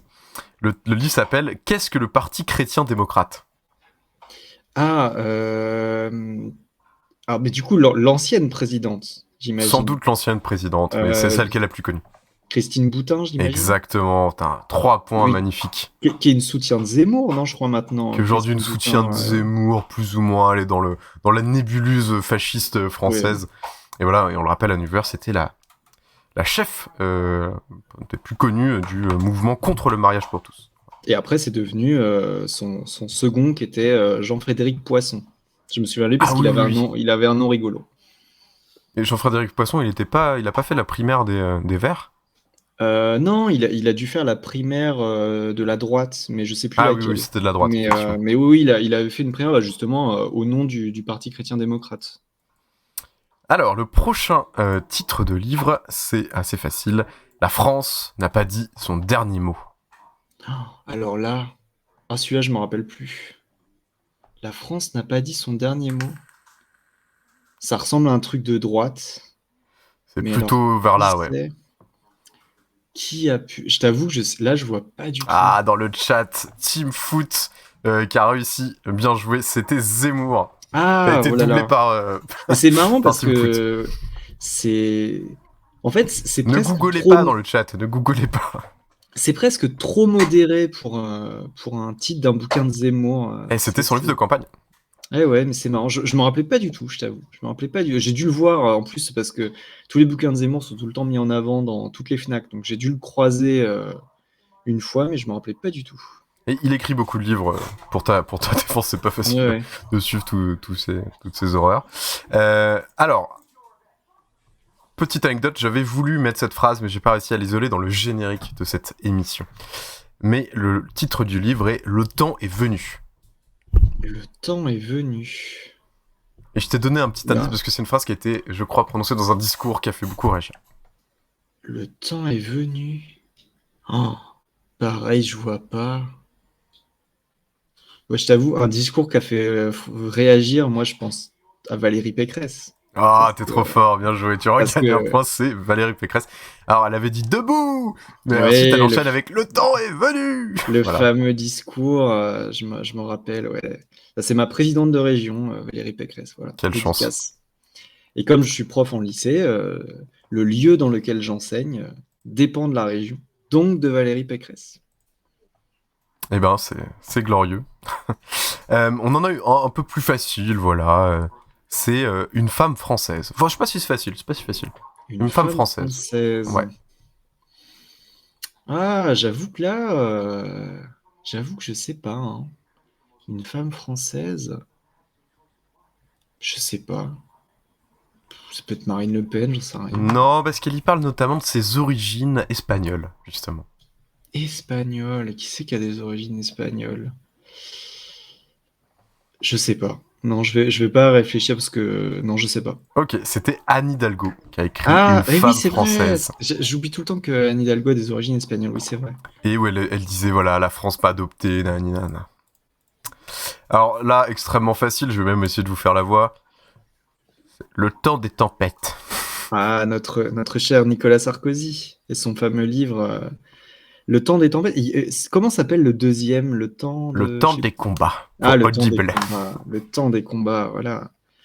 Moi, le temps des tempêtes, ça me fait juste rire pour la blague d'Antoine Daniel qui était censé faire un deuxième album de musique libre de droit nul qui voulait appeler Le temps des trompettes.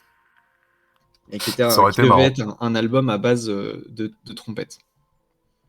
Alors, j'en passe un qui est pas très amusant. Je passe un peu plus rigolo. Peut-être que t'as suivi La fugue américaine. Qu'est-ce que c'est que ça? Peut-être... Non. Ça peut être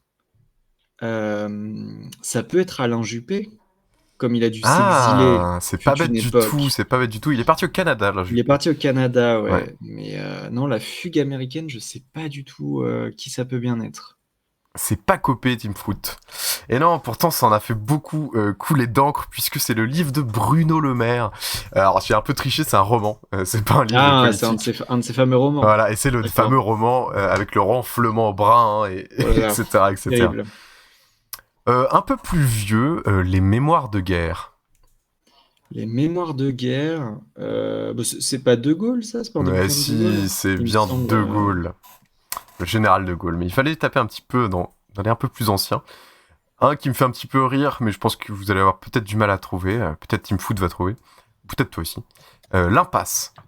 Ne googlez pas. L'impasse. L'impasse. Et quand on sait, voilà, je vous donne quelques indices, c'est un peu, voilà, c'est quelqu'un qui a été face à une impasse, justement, dans sa vie politique. Et c'est un peu ça l'indice, quoi. J'allais dire, L'impasse, c'est un très bon film de Brian De Palma, mais ça n'a rien Tout à à fait. voir, j'imagine. Ça n'a rien à voir. Vraiment pas. L'impasse. Je sais pas du tout. L'impasse, qui ça peut être? Je sais pas. Eh bien, c'était Lionel Jospin. Ah! Qu'il a écrit Ah oui. après 2002, justement. Donc il y avait un petit peu de D'accord. petits indices avec le titre, mais bon, c'est pas évident. L'impasse. Il y a laïcité, point d'exclamation. Laïcité, point d'exclamation. Laïcité, virgule, point d'exclamation. Ah oui, d'accord. Oh là là, Ah oui, c'est terrible. Je sais pas, laïcité. Peut-être Blanquer, non, je sais pas. Ouais, Blanquer. Team Fruit, t'as dépassé dans le chat, puisqu'effectivement, c'est Marlène Schiappa qui a écrit cette œuvre incroyable. Mais moi, je connais pas ces livres-là de Marlène Schiappa. Moi, je connais les autres, ceux sous pseudo, là. C'est ceux-là que je connais. Moi. Pour préparer l'émission, justement, je suis allé voir, et Marlène Schiappa a écrit pas moins de 15 livres, un truc comme ça. Avec ce sous pseudo ou pas? Parce Non, qu'il y a, en général, dont les sous pseudos. Ouais, donc plein sur la laïcité, les et les autres, c'est des trucs de cul, c'est des trucs de cul soft porn un petit peu très, très étranges. Avec beaucoup de cringe. Je vous invite, il y a pas mal de streamers et de streameuses qui ont fait l'exercice de lire des extraits en live en mettant le ton et tout. C'est très... Oui, il y a des belles choses. Il y a une espèce de fantasme très bizarre sur les jeunes hommes de banlieue. Ah voilà. Oui, c'est quelque chose, oui. Enfin, si j'en ai encore deux petits, l'exigence. Qui a écrit l'exigence? L'exigence. Ouais. Et c'est quelqu'un qui n'a pas toujours été très exigeant. Ah ouais. Ouais, c'est pour ça que je l'ai mis. Ça va. L'exigence. Alors là, je sais pas. Honnêtement, je vois pas qui ça peut être. Un ancien Premier ministre. Un ancien Premier ministre. J'essaie de penser à tous les anciens Premiers ministres. Ça en fait pas mal, hein. C'est pas Badinter, Team Foot. L'exigence. Qui ça peut bien être? Peut-être, je sais pas, Raffarin. Ah non. L'exigence, c'était Manuel Valls qui a écrit cette œuvre. Manuel Valls. Je crois qu'il l'a écrit. Waouh. Je crois qu'il l'a écrit justement en sortant de son exil à Barcelone. Voilà. J'en ai un dernier. Je trouve juste le titre marrant, donc je vous le partage. Mais c'est pas facile à trouver. La trilogie du pouvoir et la vie. Ah ouais, c'est intense. C'est tout un programme. Mais alors, qui ça j'avoue, je sais pas. Je sais pas du tout. Et non, ce n'est pas Tolkien. Et la vie. Ouais. C'était drôle ça, Team Foot, dans le chat qui nous dit c'est Tolkien, mais non. Ouais, non. La trilogie du pouvoir et la vie. Non, je sais pas. Eh bien, c'était Valéry Giscard d'Estaing, évidemment. Voilà. Et voilà, je l'ai juste mis parce que j'ai trouvé le titre très amusant. Et bravo, en tout cas, t'as vraiment géré, hein, parce qu'il y en avait plein qui étaient pas faciles. J'ai juste un titre, moi, c'est une inside joke de communiste, c'est le défi démocratique. Est-ce que tu sais qui a écrit le défi démocratique? Bah, si c'est une inside joke de communiste, j'aurais dit Robert Hue. Alors non, c'est Georges Marchais, et en fait, c'est un peu une inside joke parce que quand tu vas dans n'importe quel fédé du Parti communiste, il leur en reste des cartons. Parce qu'apparemment, à l'époque, donc c'est plutôt... C'était pendant les années 80, à l'époque justement où le Georges Marchais essayait un peu de donner une autre image du Parti communiste, et apparemment ils en ont imprimé des kilotonnes et ils en ont pas vendu tant que ça, donc il y en a encore beaucoup qui traînent dans les différentes fédés et sections. Le fantôme de Georges Marchais. Moi j'ai la chance, je sais pas si c'est une chance, mais j'ai par exemple le livre dédicacé de Éric Piolle, voilà, quand il avait voulu devenir président. Je te propose qu'on passe au gros sujet de ce soir, le sujet qui a fait trembler la France entière, qui a vraiment déstabilisé jusqu'à nos profondes certitudes, puisque l'affaire Thibaut InShape, Dame les Minervos, VS Lumi et Usul de Blast. un duel au sommet. Puisque il y a eu. Est-ce que toi déjà t'as vu la vidéo de Rhinocéros qui est sortie dimanche dernier? Tout à fait, ouais, je l'ai vue dès qu'elle est sortie quasiment. C'est marrant parce que j'avais pas trop regardé Rhinocéros pendant longtemps et j'en ai enchaîné plein là dans les 2-3 dernières semaines. Donc dès qu'elle est sortie, elle était tout de suite dans mes recos YouTube et j'ai foncé. Et c'est très très bonne vidéo, je trouve vraiment très bien. Bonne compilation de beaucoup d'informations qui circulaient, qu'on avait un peu séparément, mais ils ont vraiment tout bien compilé et le ton est bien. Enfin, je trouve qu'elle est vraiment une très bonne vidéo. Mais est-ce que toi tu fais partie des 15 millions, parce que faut le dire, hein, 15 millions de personnes qui suivent Thibaut InShape ou pas? Alors, non, et je dois même dire, je n'ai même par curiosité, je n'ai jamais regardé ne serait-ce qu'une seule vidéo de Thibaut InShape. Je connais juste un peu, je le connais qu'à travers des blagues sur Twitter ou alors ces titres un peu de vidéos un peu bizarres ou ces miniatures un peu bizarres, notamment la fameuse vidéo à Auschwitz. Un peu, Ah oui. Bon, voilà, peut-être le ton n'est peut-être pas exactement le bon, mais c'est vrai que non, j'ai jamais regardé Thibaut InShape. Je sais qu'il existe depuis très longtemps, mais ça a jamais été mon truc, donc j'ai jamais trop regardé, j'avoue. Eh ben, moi je l'ai découvert, un petit moment confession, je l'ai découvert quand j'étais étudiant, quand j'écrivais mon mémoire de master, où en fait j'avais travaillé sur le service civique. Ah oui. Voilà, et j'avais écrit mon mémoire un petit peu à charge, hein, je vais pas vous mentir, sur le service civique. Et donc j'avais regardé un petit peu comment, vous voyez, les discours, comment il y avait des discours qui se mettaient en place, et comment les discours ils construisaient la légitimité du service civique, et aussi, parce que ça commençait déjà à l'époque, je pense que j'ai dû écrire ça en 2018, sur le service national obligatoire, le fameux SNU, qui est venu plus tard, mais c'était vraiment les débuts, donc ça n'existait pas encore. Il y avait des expérimentations avec un type qui s'appelle Gabriel Attal, notamment, qui était secrétaire d'État à la jeunesse, et donc c'était bête en 2019, je sais plus, peu importe. Et donc, moi j'avais un petit peu regardé tous ceux qui avaient défendu le SNU, et tous les discours qui se construisent autour, et j'avais découvert Thibaut InShape, puisqu'il a fait une vidéo incroyable, que j'ai regardé je sais pas combien de fois, pour l'analyser, sur le SNU, où il commence avec le fameux « Dame, Madame la Ministre !» qui est assez exceptionnel. Et voilà, où en fait, il vante le truc, et il met en avant les valeurs patriotiques, les valeurs de dépassement, voilà, où il essaie de rendre un peu cool un truc qui ne l'est pas du tout, quoi. Fallait se lever à 5h du mat, saluer le drapeau et tout, ça avait pas l'air extraordinaire. Toi, qu'est-ce que t'en penses du coup de l'analyse qui est proposée par Usul et Lumi dans la vidéo Rhinocéros, sur le fait qu'il est présenté un petit peu comme soit un idiot ou soit un facho qui avancerait un peu caché? Toi, qu'est-ce que tu penses de ça?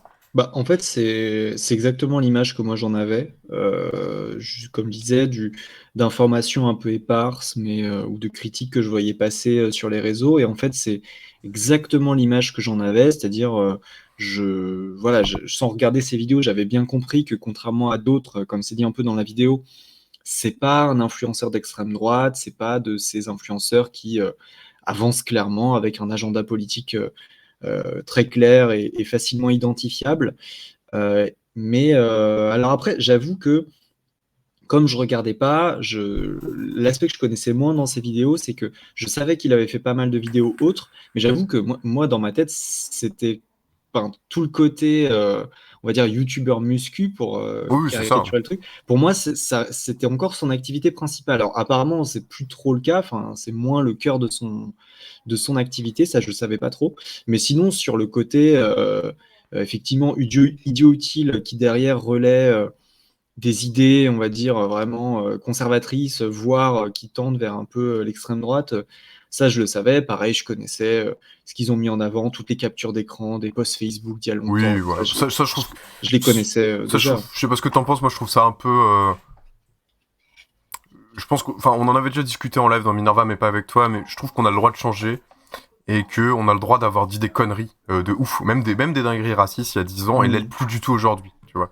Oui, après j'ai pas l'impression qu'il le présente comme ça lui-même, même si je veux bien croire que il redirait pas la même chose dans ces termes-là et tout ça, mais et puis là, moi j'avais vu aussi passer, il est dans la vidéo aussi, mais son TikTok un peu bizarre sur les agressions dans la rue et Ouais, tout, ouais, en ça, je mode l'avais vu. avant ça n'existait pas les agressions dans la rue, bah si un petit peu quand même, c'est pas un truc nouveau.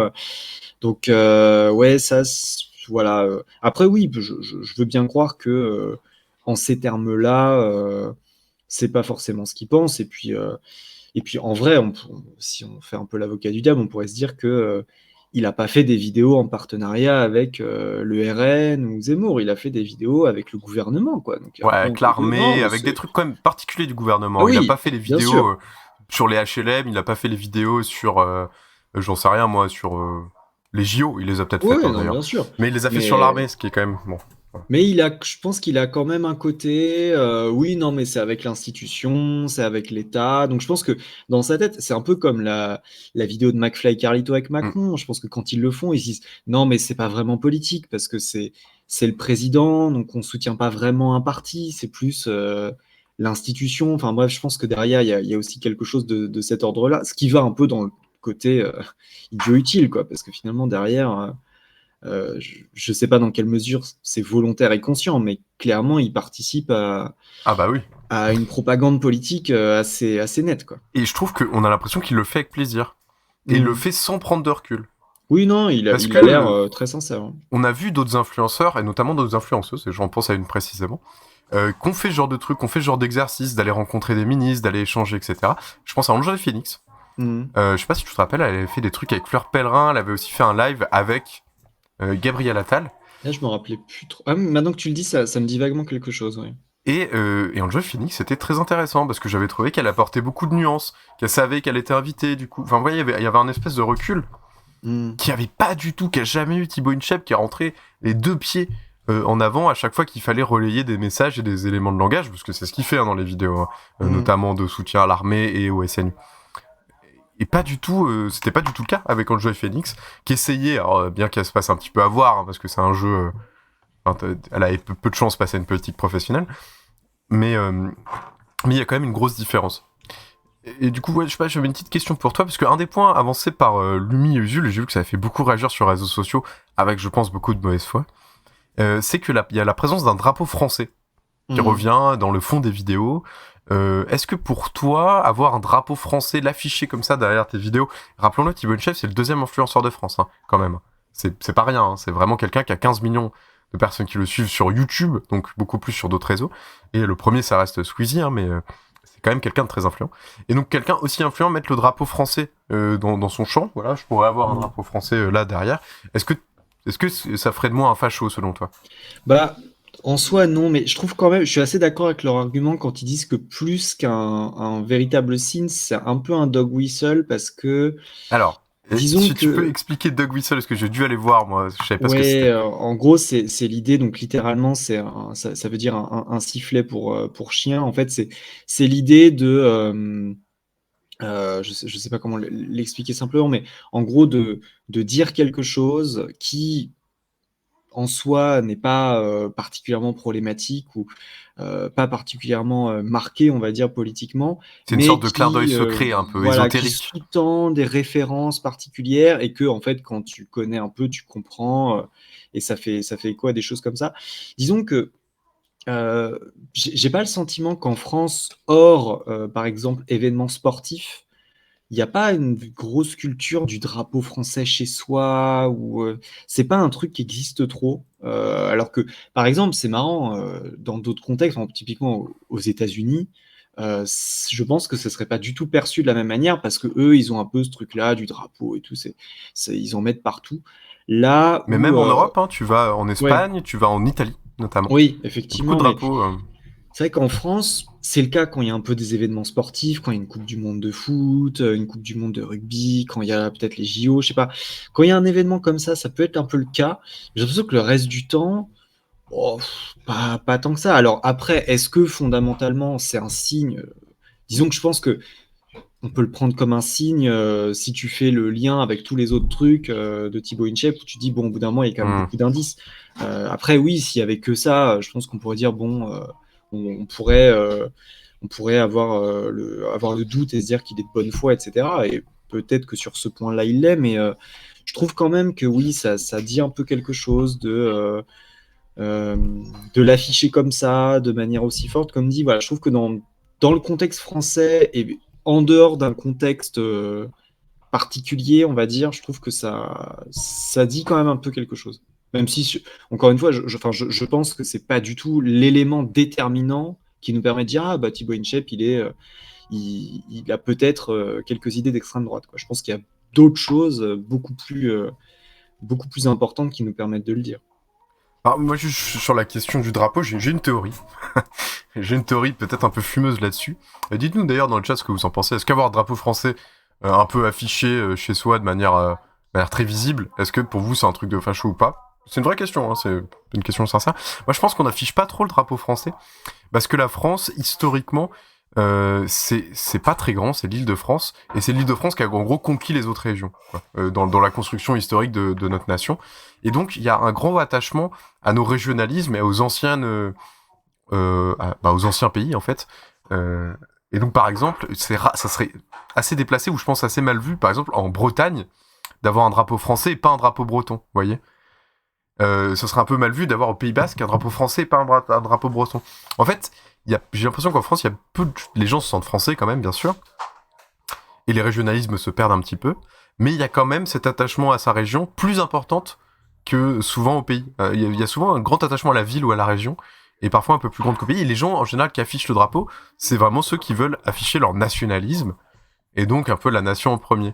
Alors que chez beaucoup de gens, et je m'inclus dedans, là, moi je me sens un peu plus dauphinois que français. Alors bon, on est bien sûr français, etc., on partage la même langue, hein, mais il y a un attachement particulier. Ça me gênerait pas d'avoir un drapeau dauphinois chez moi, alors qu'un drapeau français, ça me gênerait un peu plus.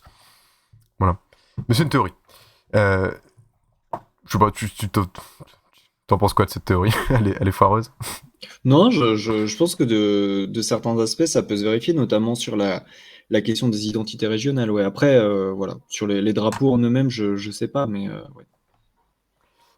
Et du coup, il a réagi, Thibaut, en annonçant attaquer en justice pour diffamation. Donc Usul et Lumi, globalement blast en fait. Et toi, qu'est-ce que t'en penses de cette réaction qui est un peu... c'est pas un peu disproportionné?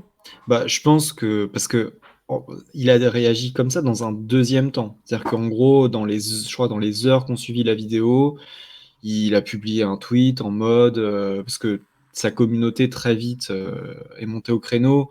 Et alors, j'ai plus le contenu exact du tweet, mais grosso modo, il a publié un premier tweet disant c'est bon, un peu comme font souvent les youtubeurs, de dire les rageux, la critique et tout, on s'en fout, ça me passe au-dessus, c'est pas grave, c'est la vie, on avance, quoi. Et puis, je sais pas, le lendemain ou le surlendemain, je sais plus, enfin, un peu de temps après, il l'a dit en disant des proches à moi et vous, enfin la communauté, je vous ai écouté, j'ai décidé d'eux, machin. En plus, dans le communiqué, il ne cite même pas ni Blast, ni Lumi, ni Usul, il cite personne.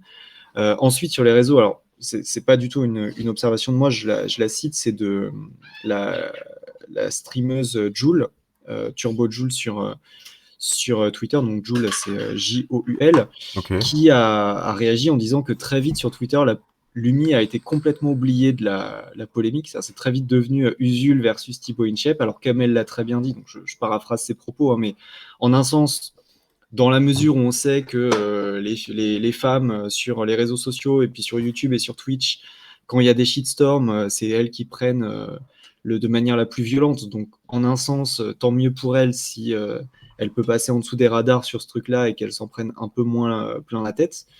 Mais c'est vrai que déjà elle a été complètement oubliée. Et puis oui, la réaction est complètement disproportionnée, complètement absurde. Et honnêtement, je sais pas qui lui a conseillé ça, mais à mon avis, il va aller voir un avocat et l'avocat va dire écoutez, il n'y a pas grand-chose, quoi. Enfin, je veux dire.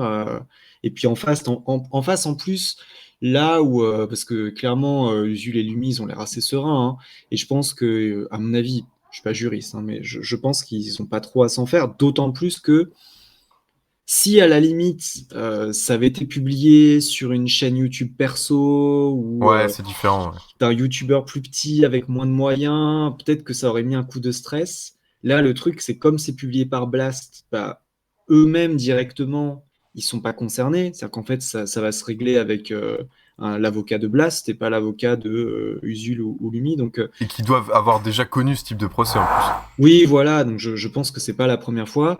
En plus, honnêtement, la vidéo est un peu à charge, mais les propos qui sont tenus dans la vidéo sont quand même bien documentés. Ça va pas non plus. Enfin, je veux dire, c'est pas non plus si affirmatif que ça. C'est-à-dire que la thèse de la vidéo, c'est pas est-ce que Thibaut InShape est un gros facho. C'est plus est-ce que finalement, à travers tout ce qu'on disait tout à l'heure, ces trucs avec le gouvernement, à travers ce qu'il montre, etc., il ne contribuerait pas à diffuser des idées, ce qui est quand même, je trouve, le propos plus nuancé que ça. Donc honnêtement, j'ai du mal à voir ce qu'il va aller trouver. Clairement, je pense que du côté de chez Blast, tout le monde a l'air très serein. Et honnêtement, je pense qu'il va juste perdre du temps, quoi. Enfin, j'ai pas l'impression que ça soit très utile, mais bon, écoute, c'est la voie qu'il a choisie, hein. Ouais, parce que moi, pour revenir un petit peu sur Thibaut InShape de manière générale, j'ai l'impression qu'il s'intègre bien dans l'espèce de grand cercle un petit peu facho. Je dis pas complètement facho, c'est pas un nazi, etc. hein, mais dans le grand cercle un peu nationaliste, qui est un peu porté sur la puissance individuelle, quelque chose qui plaît beaucoup aux fachos, un peu aux go muscu, voilà, qui sont sur la recherche de la force physique, de la confrontation, qui sont un peu dans cet univers de l'armée, du dépassement, de l'attachement à la nation. Avec toute la déférence qu'on a vue avec les ministres. Donc pour moi, c'est une espèce d'influenceur soft, non pas forcément de l'extrême droite, mais d'un conservatisme. Et je sais pas, on dit souvent là qu'en ce moment, les jeunes hommes, notamment, sont de plus en plus tentés vers le conservatisme, voire un peu d'extrême conservatisme, sur les valeurs traditionnelles, sur la masculinité, etc. Et Thibaut InShape, il est vraiment dans ce cadre-là, pour moi. Et il influence vachement dans ce cadre-là. Et du coup, d'ailleurs, cette étude dit aussi que les jeunes femmes sont beaucoup plus progressistes, qui essayent de se libérer des chaînes, etc., des chaînes de la société. Et qu'il est en train d'avoir une sorte de grosse différence entre les hommes et les femmes, notamment chez les jeunes, dans notre pays. Ce qui est vachement interrogeant. Et du coup, voilà, justement, j'avais une question pour toi qui fréquente beaucoup plus de jeunes que moi. Et je pense de jeunes, genre plutôt, voilà, des moins de 18 ans, quoi. Est-ce que, comment tu vois un peu le rôle des influenceurs aujourd'hui, notamment dans le cadre politique, dans le cadre démocratique, eux qui ont une grande influence, justement. Est-ce que c'est quelque chose qui t'interroge? Est-ce que tu penses que, justement, voilà, on parlait de Gramsci tout à l'heure, est-ce que sur le terrain du combat des idées, les influenceurs sont devenus déterminants? Alors, j'avoue que je suis quand même un peu déconnecté parce que je serais pas capable de te dire aujourd'hui pour les gens qui ont l'âge de mes élèves qui sont les principaux influenceurs, qui le regardent, etc. Bah, sûrement Squeezie et Thibaut InShape, du coup. Oui, sans doute, mais j'imagine qu'il y en a d'autres. Puis il y a aussi tout un univers. Moi, j'avoue, je connais un peu moins tout. Il y a quand même tout un univers sur TikTok qui, en tout cas, moi, m'échappe un peu plus. Je connais moins. Moi, quand je vais sur TikTok, ce qu'on me recommande, c'est des clips de streamers de Twitch. Donc, et puis, je pense des streamers. Ça m'étonnerait que les gens qui ont l'âge de mes élèves suivent Antoine Daniel ou Mintos ou je sais pas quoi. Ouais, c'est plus donc après, voilà, pour revenir sur le rôle des influenceurs, écoute, je sais pas. Honnêtement, je sais pas trop. Moi, j'ai l'impression que au-delà d'influenceurs un peu, on va dire, conservateurs, à la Thibaut InShape, j'ai surtout l'impression qu'il y a une espèce de volonté d'être très très lisse. Si on prend, en dehors de Thibaut InShape, si tu prends les gros youtubeurs notamment, moi, ce que je connais comme gros youtubeurs, c'est pour ça que je me dis, je sais pas dans quelle mesure je suis encore à la page, parce qu'en fait, c'est des gens qui sont là depuis plus de 10 ans. Enfin, tu vois, les Squeezie, les McFly et Carlito et tout, ça fait super longtemps qu'ils sont là, en fait. C'est des gens qui ont nos âges, et puis... Ouais, mais il faut du temps pour construire cette influence, justement. C'est aussi pour ça qu'ils sont si gros, aujourd'hui. Ouais, bien sûr, mais je veux dire, ils ont cette influence-là depuis très longtemps, donc je sais pas dans quelle mesure ils parlent encore aujourd'hui aux plus jeunes, mais surtout, au-delà de Thibaut InShape, j'ai l'impression quand il y a Squeezie ou McFly et Carlito, au contraire, plutôt la volonté d'être le moins, entre guillemets, le moins politique possible, d'un peu mettre un peu sous le tapis les sujets un peu compliqués comme ça, aller plus sur des contenus un peu plus lisses, qui sont pas perçus comme des choses véhiculant de l'idéologie, on va dire. Et pourtant, ils en véhiculent quand même. Ah oui, bien sûr. Mais voilà, clairement, puis pareil, où on va éviter, c'est des gens, par exemple, qui vont clairement éviter de trop commenter l'actualité parce que ça impliquerait à un moment donné de prendre des positions. Alors, t'en as qui le font, hein, il y en a qui se privent pas, etc. Mais moi, c'est surtout cette impression-là que j'ai, cette volonté de lisser un peu le discours, justement pour pas trop cliver, parce que bon, au bout d'un moment, si tu veux avoir une influence sur autant de gens, bah, plus t'es clivant, fatalement, moins ça va marcher. Mais moi, c'est surtout cette impression-là que j'ai sur le rôle des influenceurs. Après, comme dit, moi, c'est des trucs qui m'échappent. Je ne saurais pas citer de nom, j'en connais pas. Mais moi, je sais que j'ai beaucoup de mes élèves qui vont être influencés par des influenceurs TikTok, soit qui vont être liés à des discours religieux, mais avec une vision très traditionnelle, très conservatrice. Ah ouais, carrément. Okay. Voilà, par exemple, des influenceurs un peu... des lifestyles, mais religieux, quoi. Non, pas lifestyle, mais vrai. Tu vois, sur TikTok, par exemple, tu as des jeunes imams un peu traditionnels, tu as des influenceurs peut-être un peu plus portés vers le discours évangélique, des trucs comme ça, qui vont véhiculer un peu des discours qu'on retrouve ensuite très rétrogrades et puis très caricaturaux sur le rôle, qu'est-ce que serait le rôle des hommes, le rôle des femmes, des règles des fois un peu absurdes, il faut absolument pas faire ça et tout.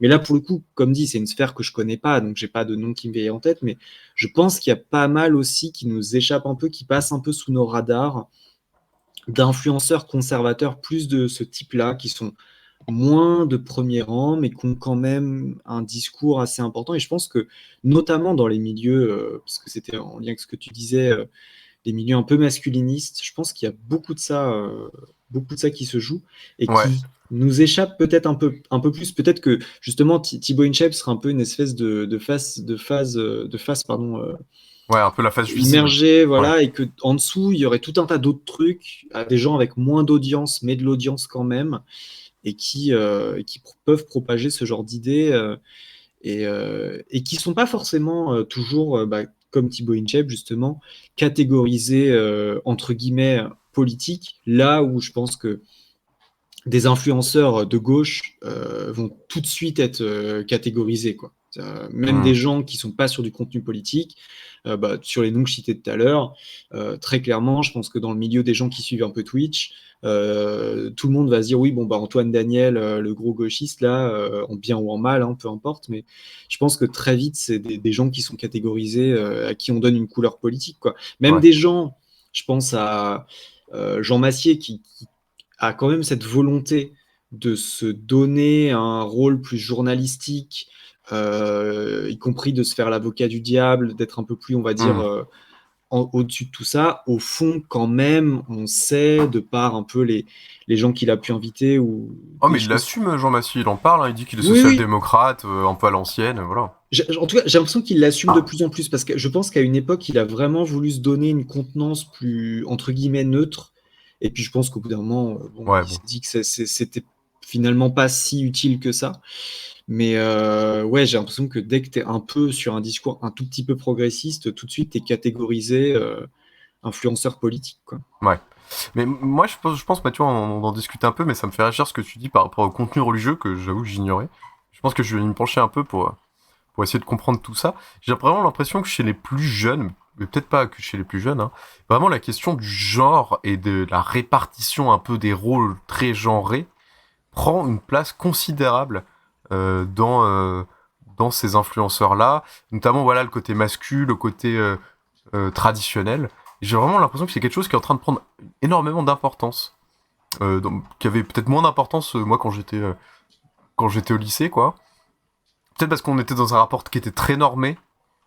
Et donc les hommes étaient des hommes, les femmes des femmes, et voilà, bon. C'était pas vraiment un sujet, alors qu'aujourd'hui, le rôle des hommes est réinterrogé, le rôle traditionnel. En tout cas, le patriarcat, en fait, est complètement réinterrogé. Et peut-être que ça crée cette réaction. Réactionnaire, quoi, voilà. Et j'ai vraiment l'impression que c'est quelque chose d'une lame de fond qui est en train de traverser notre société avec des grosses différences.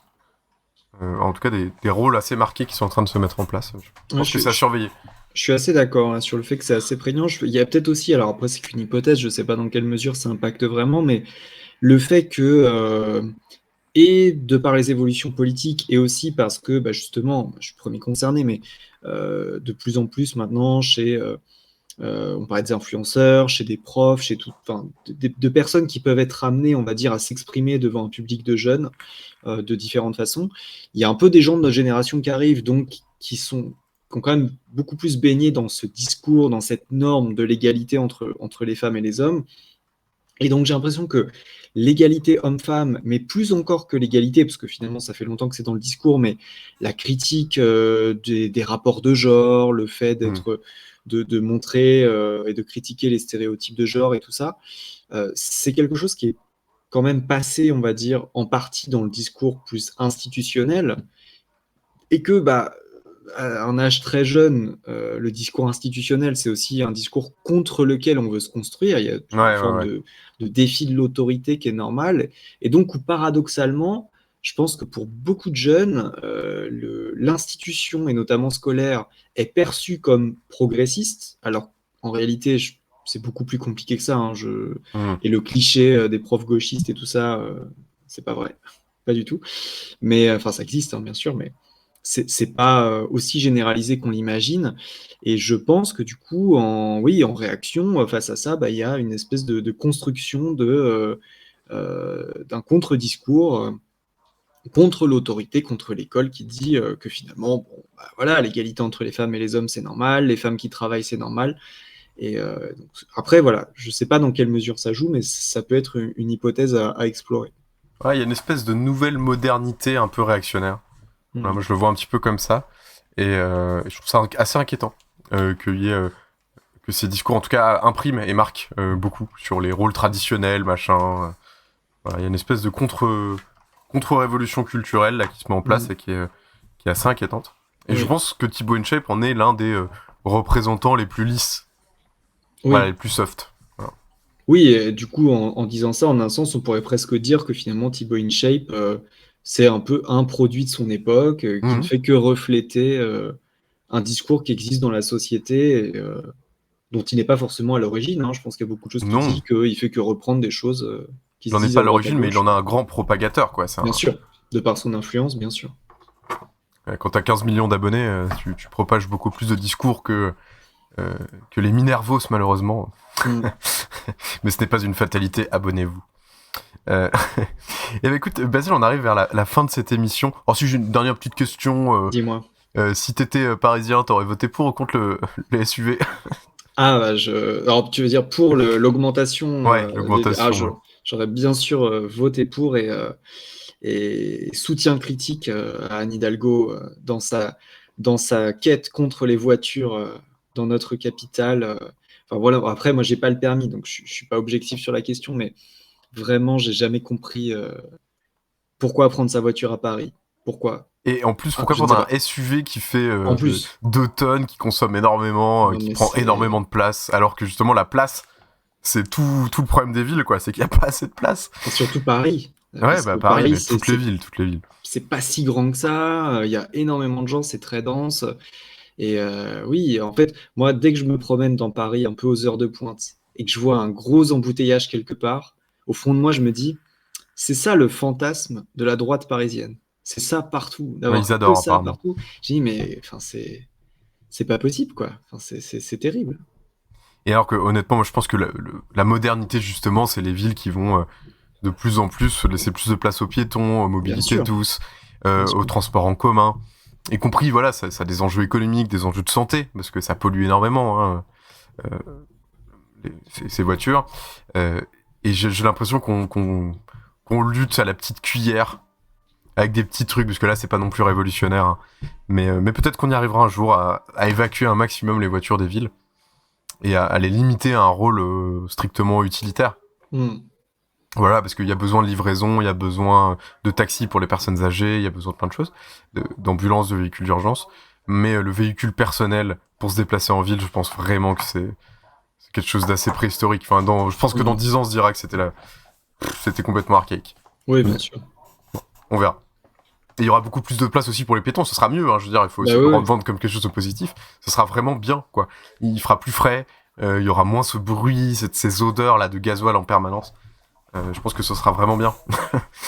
Et donc, j'ai hâte que ça De se toute transforme. façon, quiconque a connu, je pense à Paris, je pense à Lyon, quiconque a connu les quais de la Seine ou les quais du Rhône avant la piétonisation et avant les aménagements, enfin, je veux dire, si tu as connu les deux, je vois pas comment tu peux vouloir revenir en arrière, quoi. C'est Ouais. pas possible. C'est tellement mieux maintenant que c'est pas possible.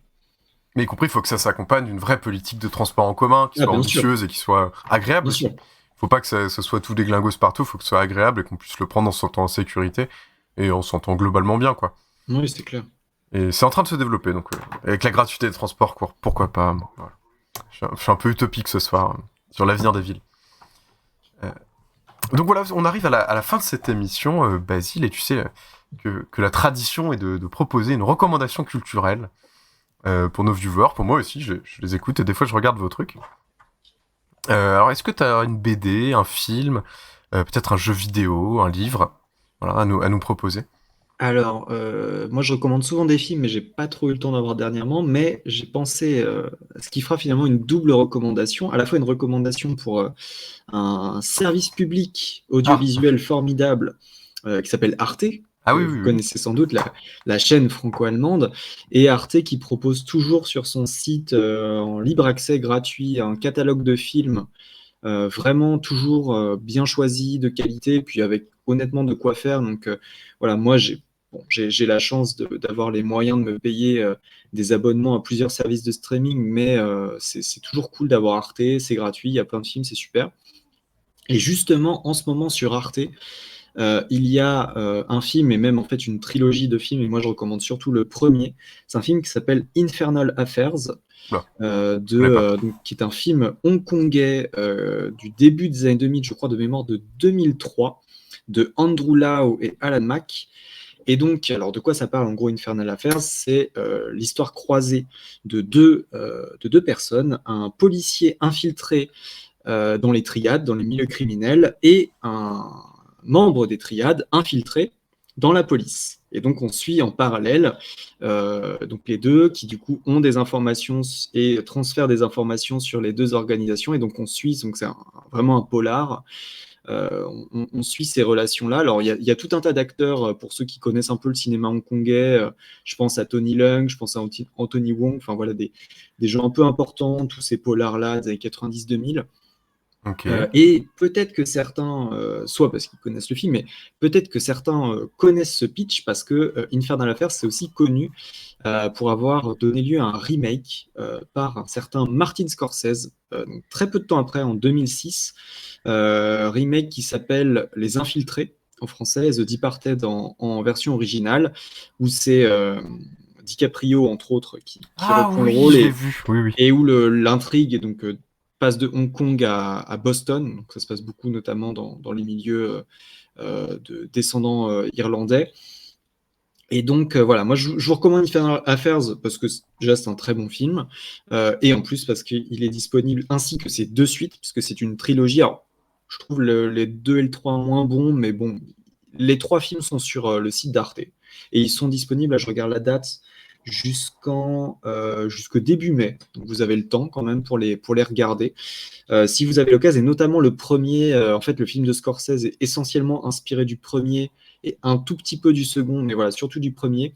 Okay. Je trouve ça d'autant plus intéressant que à la fois on voit ce que Scorsese a repris du film quand on regarde le remake, mais je trouve que quand on regarde l'original et quand on connaît un peu le cinéma de Scorsese par ailleurs, on voit aussi ce que les réalisateurs eux-mêmes ont déjà repris de Scorsese. Donc il y a une espèce de retour à l'envoyeur un petit peu qui est assez cool. C'est un film très très sympa du cinéma hongkongais de toutes ces années.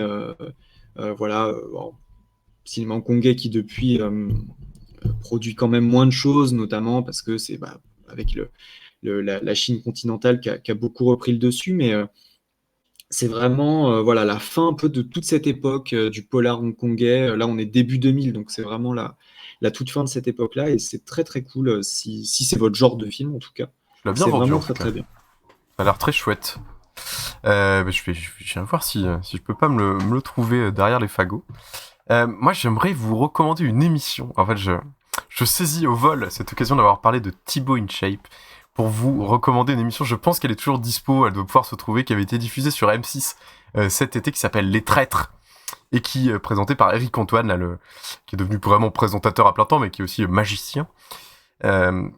Et en fait, dans cette émission Les Traites, c'est une sorte de loup-garou dans un château, mais avec des jeux et des trucs en plus, avec des célébrités. Donc vous voyez un petit peu le concept de ce genre d'émission. Et dans la 2e saison, il y avait vraiment un casting extraordinaire, puisqu'il y avait Juju Fitcat, qui est une influenceuse, et par ailleurs la copine de ce brave Thibaut. Il y avait Thibaut lui-même, en personne. Et surtout, peut-être, il y avait Jean Lassalle. Jean Lassalle qui a été extraordinaire pendant toute l'émission, parce qu'il n'a rien compris. Il s'est trompé à chaque fois. Et il y a des moments d'anthologie où il s'endort dans la voiture sur quelqu'un, où il fait n'importe quoi.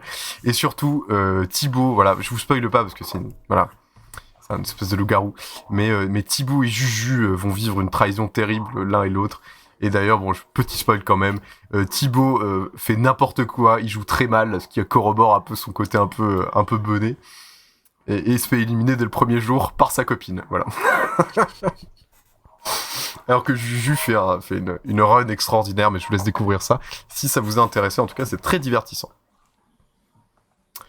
Voilà, c'est déjà la fin de cette émission. C'est le moment très triste où on se quitte et on se donne un petit peu de courage pour la semaine qui arrive. Nous, on se retrouve dans 2 semaines pour une nouvelle émission de Minerva. Voilà, peut-être entre-temps, Usul et Lumi seront en prison pour tout le mal qu'ils ont fait à ce brave Thibaut. Mais j'en doute. Entre-temps, n'hésitez pas à regarder les réseaux sociaux de Nos Révolutions, où on annonce les nouvelles émissions. Je sais pas si Anaïs va être de retour pour l'un de ses glorieux entretiens. En tout cas, c'est souvent le mardi soir, mais regardez bien le Facebook, le Twitter ou l'Instagram de Nos Révolutions pour être tenu au courant. En attendant, il y a de nombreux partis pris, des articles tout aussi passionnants les uns que les autres qui vont sortir ou qui sont déjà sortis sur nosrevolutions.fr. N'hésitez pas à les lire parce que c'est souvent brillant. Et je pense qu'on va commencer un petit peu à rentrer là dans la séquence, je sais, vous passionne, les européennes, avec toutes ces questions absolument passionnantes où on comprend absolument tout de comment fonctionne cette formidable institution. Donc je pense qu'on va s'y mettre, on va aussi nous aussi en parler un petit peu ici, mais avec le ton que vous connaissez un peu plus léger, et vous verrez des analyses bien plus approfondies sur nosrevolutions.fr. Voilà, en tout cas moi je vous souhaite une excellente semaine, on se revoit dans 2 semaines, ce dimanche, enfin le dimanche à 18h, comme aujourd'hui. Voilà, bye, merci d'avoir été avec nous. Salut. Dame les Minervos. Salut.